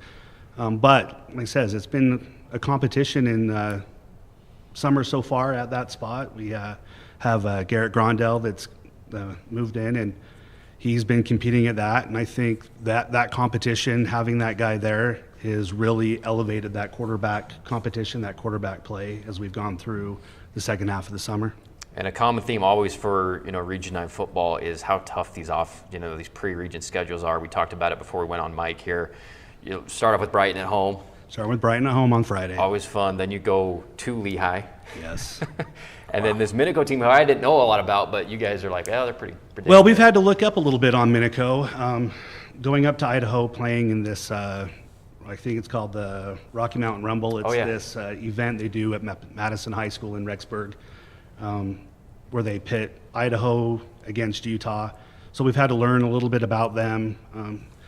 We haven't focused on too much. We know they've got a new coach this next year, but for the most part, our entire focus has been on Brighton and preparing for Friday and that season opener. And we went up there last year and had kind of an interesting experience with rain delays, and then played a game, and it was kind of a slugfest for a little while, and we came away with that win. And so we expect Brighton to come down here and be extremely competitive and ready to get a little payback, and we'll have to handle whatever they send to us.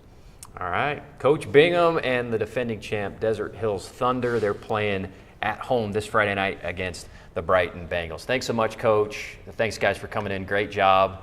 And we're going to take a quick break. When we're back, we've got our final team, Crimson Cliffs, right here on ESPN. Así que no le cuento todo, y sobre de encajar, siento como que me va a decir que es una ridiculez. Puedo entender eso completamente.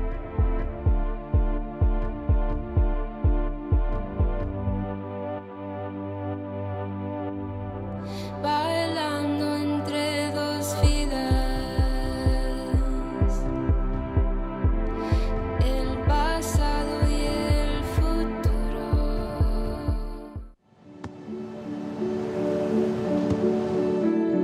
I don't remember how it started. Go to that.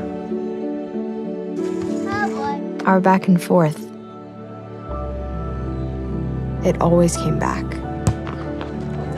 Dad! You probably don't remember what you told me, That was perfect. but I heard every word.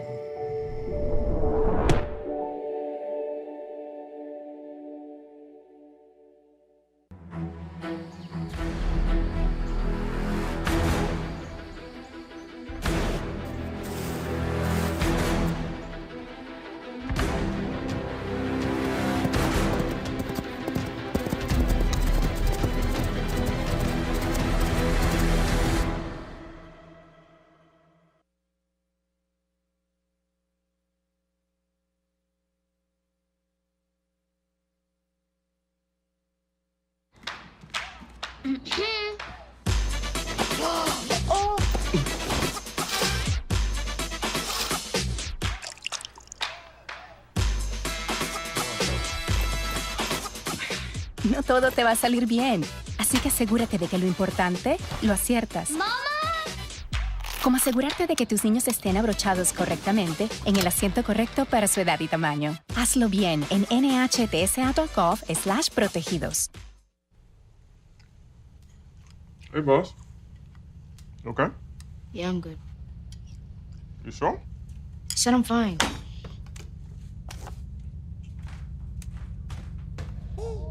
Since I was little, it was only like me and my parents. You think you created family out of characters? Yeah, of course. I'm gonna take that and make it into a song.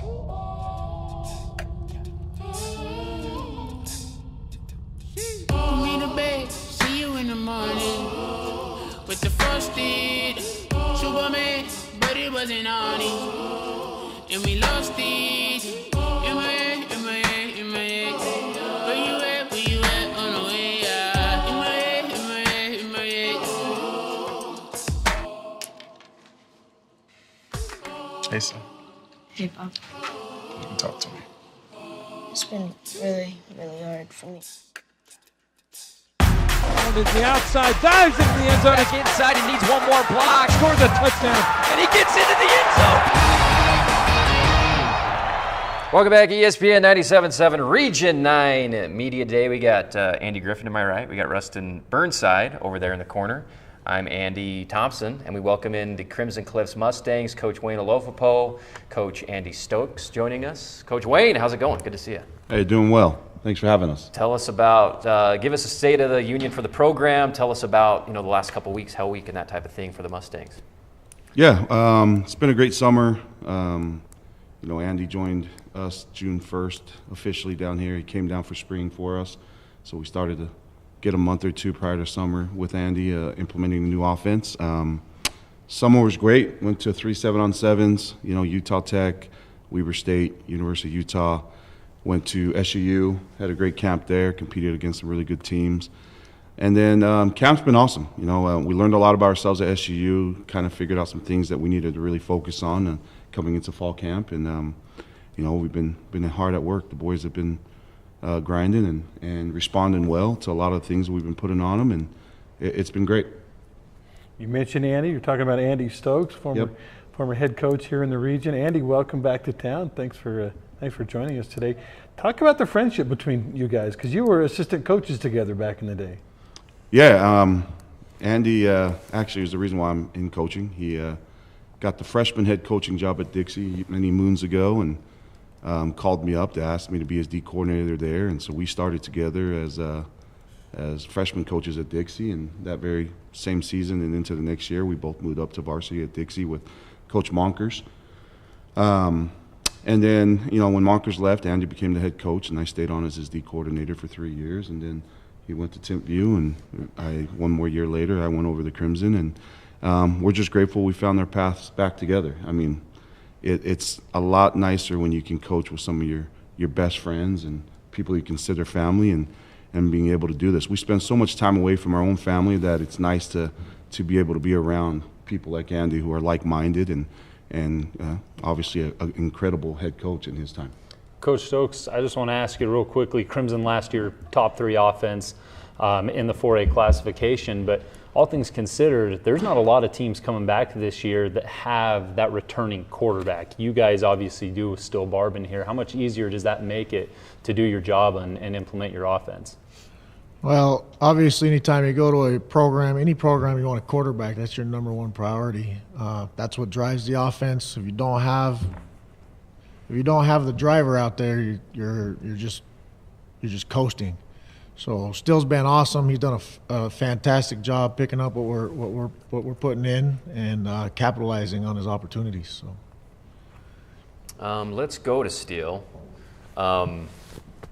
First year, I remember last year at this time, media day, talking about the new quarterback over at Crimson, and we knew your name and stuff like that, but weren't sure, how good you were going to be. And then you came in and lit the world on fire. I mean, what a season you had, won the MVP and stuff like that. Tell us about, generic question about this upcoming year, what the work you put in, and what you're most looking forward to with a really good group of guys behind you. I'm excited. During the off season, I had a chance to play for 7-on-7 team, and we went and played in a lot of 7-on-7 tournaments, and I got to throw to a lot of good receivers like Jackson and Quincy and Matt Costa, and so it's been fun. Coach Wayne coached that, so that was fun, and other than that, I just getting in new offense, and other than that, it's been pretty good. So awesome. You talk about the numbers from last year's Steel. They're pretty gaudy numbers. You put up some pretty big numbers. Is this year going to be similar? Do you anticipate running more, passing more? What do you feel about this year? I mean, that's great from last year, but this year's a whole new year, and I mean, that would be great to put up the same numbers, but I just got to keep it up, work hard. I guess the one that matters the most is the win versus loss number. Yeah. I want to go to Brock real quick. Let's switch to the defensive side of the ball. You guys are returning a really solid secondary here. I know your numbers last year were solid, double-digit passes deflected, had 3-4 interceptions to your name. With the secondary coming back, what are you guys dialed in on? You had a good enough year last year that it might make it hard to pinpoint, here's what we need to improve, but what's been the focal point for you guys as you've gone through the offseason? Number one, just getting better every day. I think we kind of realize we have a really athletic defense, so Wayne trusts us to do a lot more stuff this year, I feel like, so we've been able to do more this year. Love it. Rowan, I remember calling your games last year and just like, who is this guy who's just living in the backfield? He's coming up. It seems like they're not even blocking him. Tell me about your kind of breakout year last year and what you're most excited for playing for Coach Wayne on that defensive side of the ball. Yeah, so it kind of just happened in the last half of the year, and it was just trusting my teammates and trusting my team and everyone just come together. But what I'm most excited for this year is just playing with all my friends, senior year. All of us are brothers and buddies on the defense, and we're just super excited to get after it this year. And then we'll go to Carrick Segmiller back in the ESPN studios, who's got a question for the speedster, Tyler West. Hey, Tyler, obviously a ton of talent coming back on this Crimson team this year. We saw your speed in the passing game, in the receiving game, but also in the special teams with your multiple kick returns for touchdowns last year. Take us through some of those plays and just take us through what's going through your mind when you get past the first level, through the second level, and then just green grass out in front of you. Take us through what it's like taking those kicks all the way back to the house. Well, I think it's one of the funnest things to do in football, but I got some great blockers, McCord Christiansen, Mason DePalian that was on my side last year. They would both go and just lay kids out, so I would try to follow them and then find some grass and then take it all the way. Awesome. Oh, and I want to ask you about being a wideout with an experienced quarterback. What's the feeling involved in developing a relationship with your quarterback? Talking about Owen Peters. Well, we've been playing together since freshman year, and just finding ways, like especially with the new offense, just being able to adapt and kind of just like feel each other out and like where the ball needs to be placed, and stuff like that. Where I'm gonna be. You guys have like a little radar love, like he knows where you're going to go and where you're going to be and stuff like that? Yep, That's definitely. Cool. I remember a play last year, Owen, and you'll remember it, I think, against Snow Canyon. You know what I'm going to ask? You got hit really hard. You were hung up there, couldn't defend yourself, got blasted, caught the ball, hopped right back up and wanted to get back in. They're like, whoa, we got to get you over on the sideline and make sure you can still see. Tell us about I don't know. That was just one of the coolest plays last year. Yeah, it was pretty. It's not really a question, but do you remember? It's pretty cool till like after the next day, and then it wasn't very cool. But yeah, I felt like that was a big turning moment in the game, and it helped after. I think Mason scored or McCord. Yeah. But that really helped have that comeback win after we were down a little bit. But yeah, it was cool. Yeah. Yeah, awesome play. Let's go over to Jordan real quickly, and you look at your numbers last year and everything that you were able to accomplish. Your solo tackles compared to your assist tackles, they're pretty much neck and neck. Point is, you see the ball well, you're always able to meet it there. What goes through your mind when that ball snapped? Like, do you have any particular approach, or is it just nothing? You're just moving on adrenaline? No, I try to read my keys and make sure I get the right reads, and it's super easy with our D-line. They're great to play behind them, Parker, Caden, Scott. Great with our other linebackers too, McKay, Rowan, Brayson. So it makes it really easy. Which, I mean, all the returners that you have and the big names you have, it's fair to say that Crimson probably should be one of the better defensive units in the 4A classification. Do you guys agree with that? Yeah, we're going to hope Not to put you on the spot, but hope to improve on last year, which was a great year. Coach Wayne, I remember last year talking about the defense. It was like everybody. You had like 10 or 11 new starters, and we were just talking. You were just talking about IQ, and these guys got to get smarter fast. Yeah. And then they were awesome last year, and now you got a bunch of them back. So this is going into this year is a little bit different than last year, obviously. Oh yeah, absolutely. It's the tale of two stories, right? Yeah. Last year it was 11 new starters, 0 experience on the varsity side, and we bring 9 of those kids back, right? Wow. And so definitely the expectations go up, but it speaks volumes to who these young men are to be able to respond the way they did last year, being first-time starters and really answering the call, right? As far as the IQ side of things, I think that's what helped them. And now the game's slowed down, I think, a little bit more for them. And so, as I mentioned, the expectations go up now for them, and they know that. And we call that out, practice in and out. It hasn't gotten easier for them. It's actually gotten harder because of those expectations. I'm harder on them in film. I'm harder on them on the field. And because they also got to understand there's a lot of guys underneath them that are going to have to learn and step up because, again, the tails will flip again next year when you're losing 9 starters. So we're going to enjoy it while we have it and be grateful for it. And then I want to ask Coach Stokes a little bit more about his journey from state championship level teams down here in Southern Utah, taking over one of the biggest programs in Northern Utah and taking them to the state championship a couple times, and now back to Crimson Cliffs, who has kind of state championship aspirations. Just kind of take us through that, Coach. Well, leaving Dixie in the first place was really hard. Yeah. Obviously for me, I'm sure Coach Wayne as well. I told Wayne the day I left, we'll be back together before long. I tried to get him to come up there, but no, not happening. But it was awesome to go up there. It's a different brand of football. It's the environment's a little bit different. It's training a little more towards the college side, which you lose the high school world and what football really means as far as the student athletes. I'm just grateful to be back here. This is the environment I want to be in, where you're working with kids and you're raising young men and creating a better world. So I'm grateful for Wayne for bringing me back. And obviously, like, you always want to be part of a successful program. We flipped Timpview a little bit while we're up there. Now I'm here. I just got to try to keep up. Awesome. And Coach Wayne, let me just ask you the last question about when the rumors were swirling about Coach Stokes and all this stuff. One of the biggest names to come back. That was a great recruiting job, obviously, by you to land him for those things, right?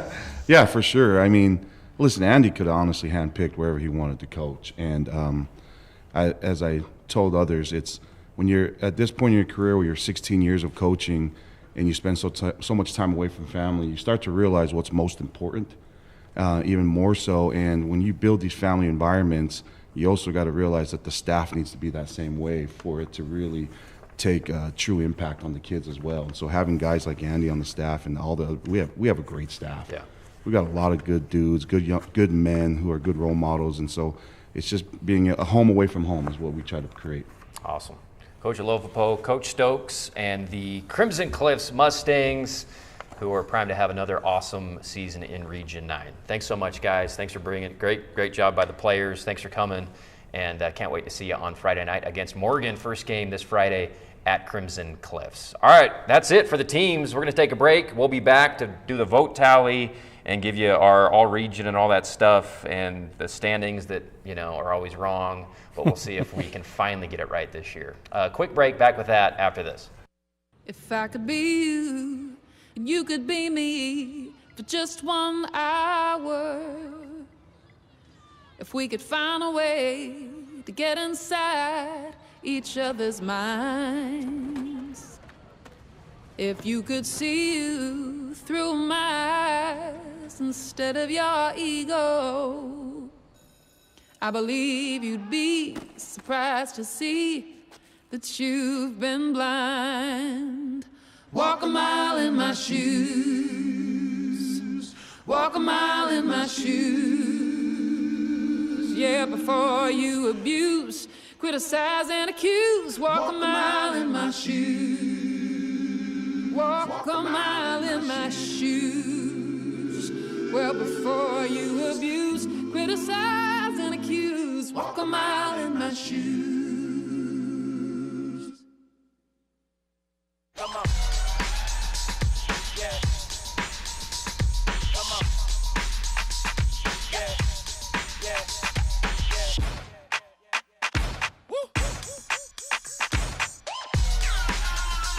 You're not going to get it all right. Just make sure you nail the big stuff, like making sure your kids are in the right seat for their age and size. Get it right at nhtsa.gov/the-right-seat.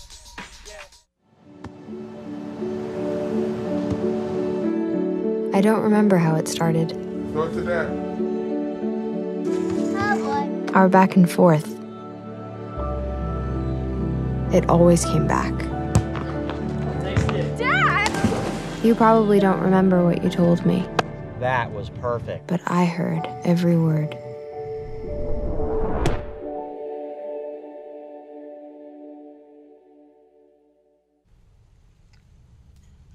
Hey, boss.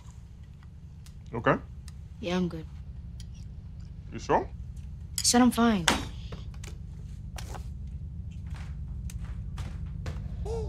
Since I was little, it was only like me and my parents. You think you created family out of characters?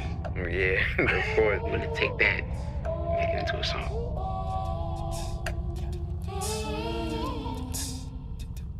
Put me to bed, see you in the morning. With the frosted Superman, but it wasn't on it. And we lost it. In my head, in my head, in my head. Where you at, on the way, yeah. In my head, in my head, in my head. Hey, son. Hey, Pop. You can talk to me. It's been really, really hard for me.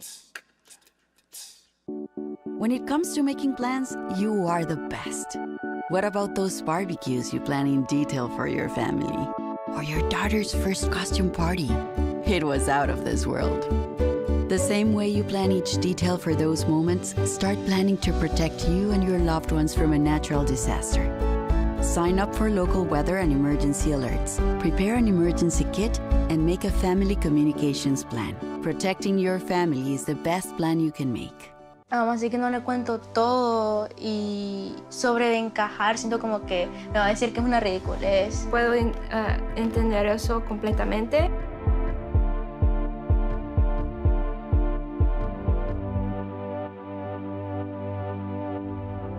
Bailando entre dos vidas,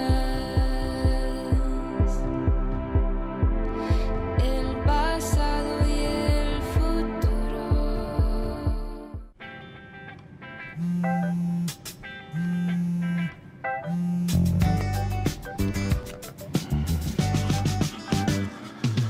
Baby, you see, you're so right for me, and I am right for you.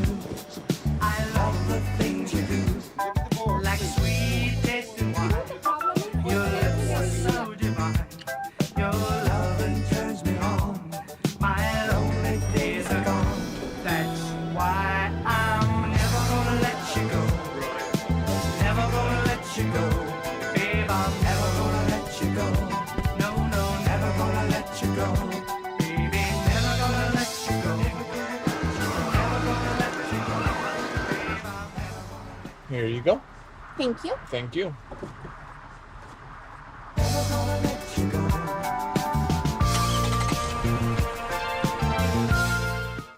Así que no le cuento todo y sobre de encajar, siento como que me va a decir que es una ridiculez. Puedo entender eso completamente.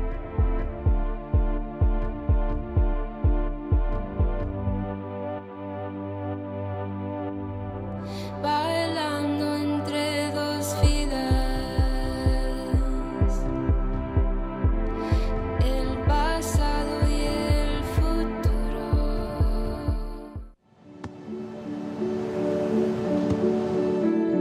I don't remember how it started. Go to that. Our back and forth. It always came back. Dad! You probably don't remember what you told me, That was perfect. but I heard every word.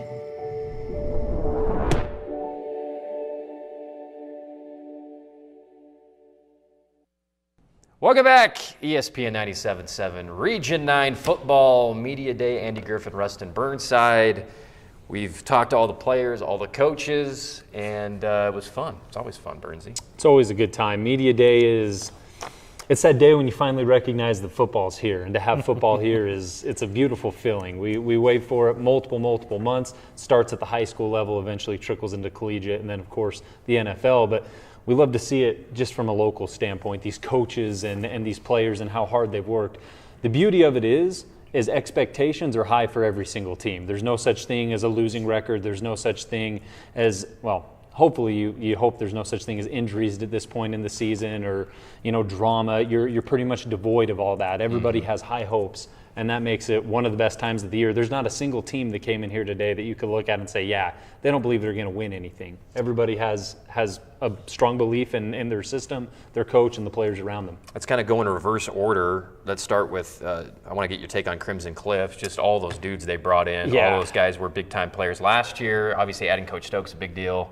This is a big deal. Mustangs. And we talk about having that quarterback. Only Crimson Cliffs and Cedar are the two teams returning quarterbacks who started majority of the season for their respective program. And it goes a long way in helping Coach Stokes establish what he wants to do. He mentioned it, having that driver, someone who can steer the program in the direction in which he wants to go. That goes a long way. That can't be understated, to have that familiar linchpin in the system. But you talk about the guys they brought in. Some guys bring in 4, some guys bring in 7, whatever the case may be. It's clear to see the Crimson's roster stacked head to toe with elite talent, guys who we called their names multiple times every Friday night last year. It's not a huge turnover.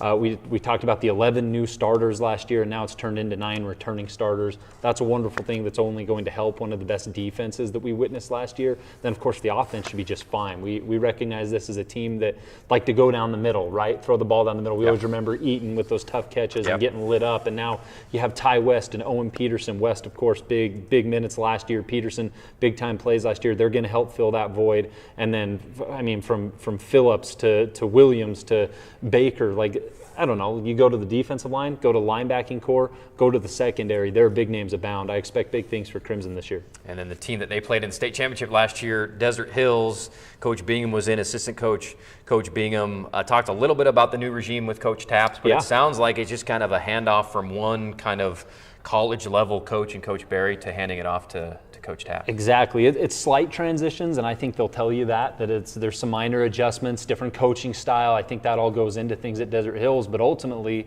you make it easy when you come in and say, I expect to win just like you did last year, which of course you did at the highest level you possibly could in the 4A classification. And I see winning translates, regardless if you want to shift things up a little bit, that's totally fine, but winning itself translates, and that's what the Thunder have expectations of. And I like Desert Hills in the sense they come in and you ask them about the defending championship, and they're kind of coy on it, right? They don't want to talk about it too much. They don't want to sound too braggadocious, simply due to the fact that it's a new year, new beginnings. Let's not pretend as if last year's team is this year's team. We may have some returning pieces, but we have to go out and pave our own way, and you have to respect that mentality. And then Pineview and Hurricane, I was really impressed with Pineview's how well-spoken their players were. It's like they had media training on their way down here. That was impressive. Guys like Cam Smith, who's gotten a lot of off-season attention. Meyer, who's going to be a leader for them. That, all 4 of those guys were captains for the Panthers. They have the right mindset, Pineview does, just based on the fact alone that last year wasn't great. 0-9, we're not going to sugarcoat. You don't have a win. That's not what you wanted whatsoever. But it was a year of transition, refiner's fire type scenario, if you ask Coach Boyer. And the thing that you have to really enjoy for Pineview is you can only go up from here. And these players, they oozed confidence. They said, look at that game we played to end last year, one of our best games defensively against Ridgeline. The Riverhawks were a good football team. They're always a good football team, and they came out and they looked competent in every sense. I know it wasn't the end result that they wanted, but Pineview, by the end of the season, they were a football team you didn't want to count out, and I think you can expect that to carry over week 1 when we see them this Friday night. And then I was impressed with, Hurricane, the toughness, and they kind of understand, I think, the players. This is going to be a tough road to hoe, but we're not going to quit and go up in the bleachers. We're going to be out here and trying to build this program once again. Snow Canyon, I'm really excited. I think they're going to surprise people who kind of may have them down compared to last year. Kelly's a stud. I think that kid's going to be awesome. Obviously, Coach Monkers and the Flyers are always going to be at the top or near the top. And then Cedar with a rare entity, a rare resource this year, at least in Region 9, a returning quarterback in Coden Lunt, 3-year starter, right? I talked about them being the only other team next to Crimson to have that, and Lunt had a big year. And you heard Spencer and kind of his position, Spencer Bell, and how he's played backup quarterback in the past. Like, Cedar can employ multiple different looks if they want to. If Coach Bennett wants to, the Reds can be a very dynamic football team based on the fact that Lunt displayed athleticism last year, doubled his rushing attempts in a single season compared to his sophomore year. As a junior, he decided to run with the football more. So if you want to put Spencer in unique situations, if you just want Lunt there, like, Cedar's going to be just fine. People are very high on JT and him coming into this program, and it's clear that his teammates have his back. Devin, of course, brings you that valuable experience from the running back position. So I'm excited for the Reds. Snow Canyon, Dixie, all those teams you just mentioned, we're familiar with their game and what they bring each and every year. Doesn't matter roster turnover, doesn't matter transition. Always tough, never can be counted out. And I think it creates a very unique dynamic atop the Region 9 scenario. You said that we always get these wrong. Media typically does, but I think it's because it's so hard to pick and choose who ultimately belongs at the top. So many teams seem like they have the talent and the pieces to make a lot of noise. All right, let's go to AG. How's it looking? All right. Well, these are wrong, right? We're admitting right off the top that these are not going to be correct. But we've pulled all 7 coaches and media members here. Crimson Cliffs was picked to win the region with 5 out of the 9 ballots, first place votes. So they finished with 14 points. Number 2, Desert Hills. Not a surprise, those 2 teams played in the state championship. Desert Hills had 2 first place votes with 20 points. So it's like a golf score. The lower is better. Snow Canyon and Dixie actually very close for 3rd and 4th. Snow Canyon with 30 points, Dixie with 31. Both got 1 first place vote. So that's your 3rd and 4th. Cedar picked to finish 5th. They actually got a few 3rd place picks, but they end up with the points for 5th place. Pineview 6th and Hurricane 7th. Anything about that surprise you guys? No, not at the top. Maybe a little bit with, let's see, Snow Canyon just slightly ahead of Dixie, it looks like, by 1 point. Yeah, that's tough between those two going in. We don't know a lot about Dixie's new quarterback, and we know, that Talon Kelly's, I think, going to be really good. And they've got some guys in the trench. I mean, both of those teams have huge, guys on the line this year. So it's tough to pick between those two. And we got to talk to both of them from Snow Canyon and Dixie, their offensive line and their expectations and the chemistry that they have. And they're going to tell you that everything's great up front. And typically Dixie and Snow Canyon's resume would lead you to believe that the offensive line is going to be fine. One thing I know about the Flyers from the quarterback spot, we're not 100% sure if Brock Parrish when he comes in, we haven't seen a lot of him, right? And that's always a question mark. But Dixie's rolled out new quarterbacks in the past who have ended up being just fine. That's Coach Monkers has a good idea of who to play under center. And then, of course, Snow Canyon, Tank Kelly's already proven himself as a for sure entity of somebody who can come in and take over a game. He did so against Crimson Cliffs last year. The reason he's called Tank, he's tough. I actually am rooting for Brock Parrish to really do well because I want to say baby-faced assassin at some point in this season. He looks like he's like 10 years old and the sweetest kid in the whole world. But if he goes out there and performs. I did want to, just a couple of guys that were on pretty much every ballot. I think it's safe to say Steele Barbin would be our preseason MVP. He was on every ballot, but not the only Barbin on most of the ballots. Jackson Barbin from Dixie also on most of the ballots. Maybe you guys talk for a minute about Brock Harris. I mean. Yeah. Brock Harris is one of the craziest, a 9th grader. I was going to say, how old is he now? Is he 10th now, or is he just 9th? Who's, on social media, you see him, Nick Saban's got his arm around him one day, Kirby Smart the next day. This kid is a 9th grader going into his 10th grade year, so he's obviously Who are these guys? Special, 6'6". And so I think Pineview, with him, with Matthew Costa, who's back, with Adam Moore, who we've heard a lot of good things about his summer, athletic family, and some linemen that can block for him like Cam Smith. I'm expecting a pretty big jump by Pineview this year. Well, and you heard Quincy Jones talk right here on Media Day about the confidence in which they have to pick up a key first down or have a crucial gain. Like that receiving core, whether it's the wide receivers, tight end, running backs out of the backfield, and the quarterback that Coach Boyer established a lot of confidence in. You're right, Pineview should take that next jump up. And I know the Panthers, as an 0-9 team last year, didn't do anything that necessarily struck you down in terms of something fantastical. But Pineview never scored less than 13 points. There were better teams than them that were shut out and had a harder time. Like even against some of their tougher opponents, Pineview found a way to get points on the board. You can expect that to carry over, and especially with this group developing one more year together, I think they're primed for a big step up. Some other names worth mentioning: Cyrus Palu, of course. Jay Sweeten, I think, is going to have a big year over there in the corner for Crimson. Javian. Javian, thank you. Cummings. And then big question mark about this JT Jeter kid, right? A move in from Illinois. He said he's been starting varsity since he was a freshman, so I noticed he showed up on some of the ballots, and who knows, right? There's a few of those guys this year that, we don't find out about until really game one, that are either transfers or move-ins or whatever. Desert Hills has some of those guys. JT Jeter, you talked about his experience playing in Illinois, can play multiple positions. So that's one of the most exciting things about week one, is finding out who are some of these new dudes. That's the beauty of Media Day too, is there's going to be names in which we have not discussed today that 3 weeks from now, they'll be all we're talking about. Yeah. That's just how it works. And so it's always fun to see the hidden gems or players who rise to the occasion, who end up being some of the best that Region 9 has to offer, which is it's a hefty pool to choose from. And I go on and on every year, and we all do, about the out-of-region tough schedules, and Region 9 always plays there.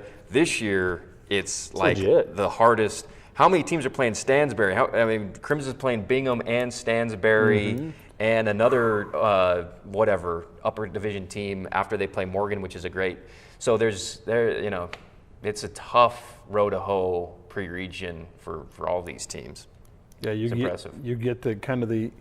What's the coach thinking when he schedules guys? A lot of coaches like to schedule maybe a lesser team and get the winning culture going. But a lot of our Region 9 coaches are like, you know what, I'm going to schedule the best team that will play me, hopefully down here where it's 105 degrees at kickoff, and see what happens. And if they can, I think one of the coaches said it, if we can come out of that healthy, if we can come out of it not too beat up, we will have learned so much. That experience will have become so valuable that when we're playing, a Desert Hills or a Dixie or Snow Canyon, whatever, hey, we've already been there with these tough guys. We know what to expect. And I think it's simply a byproduct, right, of having the 4A classification expand once again. It shrinks. It goes to just St. George, Washington County, and Cache Valley schools for the most part. And now 4A gets bigger, and you don't know what to expect with these teams who are playing 5A ball. So you have to expand your horizons, make your preseason mean that much more, because, by the time the state playoffs roll around, there's no guarantee that you just play a Logan or that you just play a Mountain Crest, or you have to make sure that you've been playing some of these schools that may match up a little bit better with some of these new 4A teams that are old but also new to us at the same time.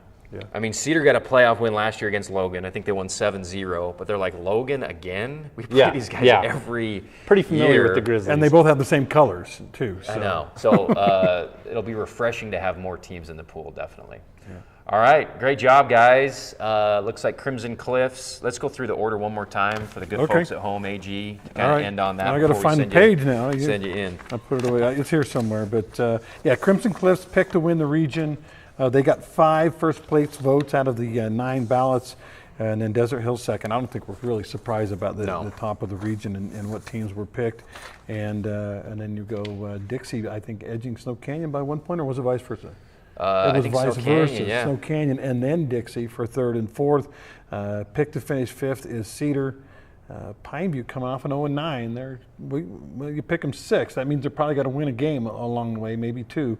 And then Hurricane picked to finish 7th. And I know Coach Aspey's like, all right, I'll use that as a motivation point for my fellas. And Steele Barbin, the Region 9 preseason MVP. He won it last year as a junior. Thanks so much, everybody. Thanks to all of our sponsors, including Ideal Home and Paint, Bucks Ace Hardware, the Matt Hickman team at Academy Mortgage, Info West, and Fabulous Freddy's for helping us bring you Media Day today. And we'll see you out at the field on Friday night right here on your local sports leader. Have a great night, everybody.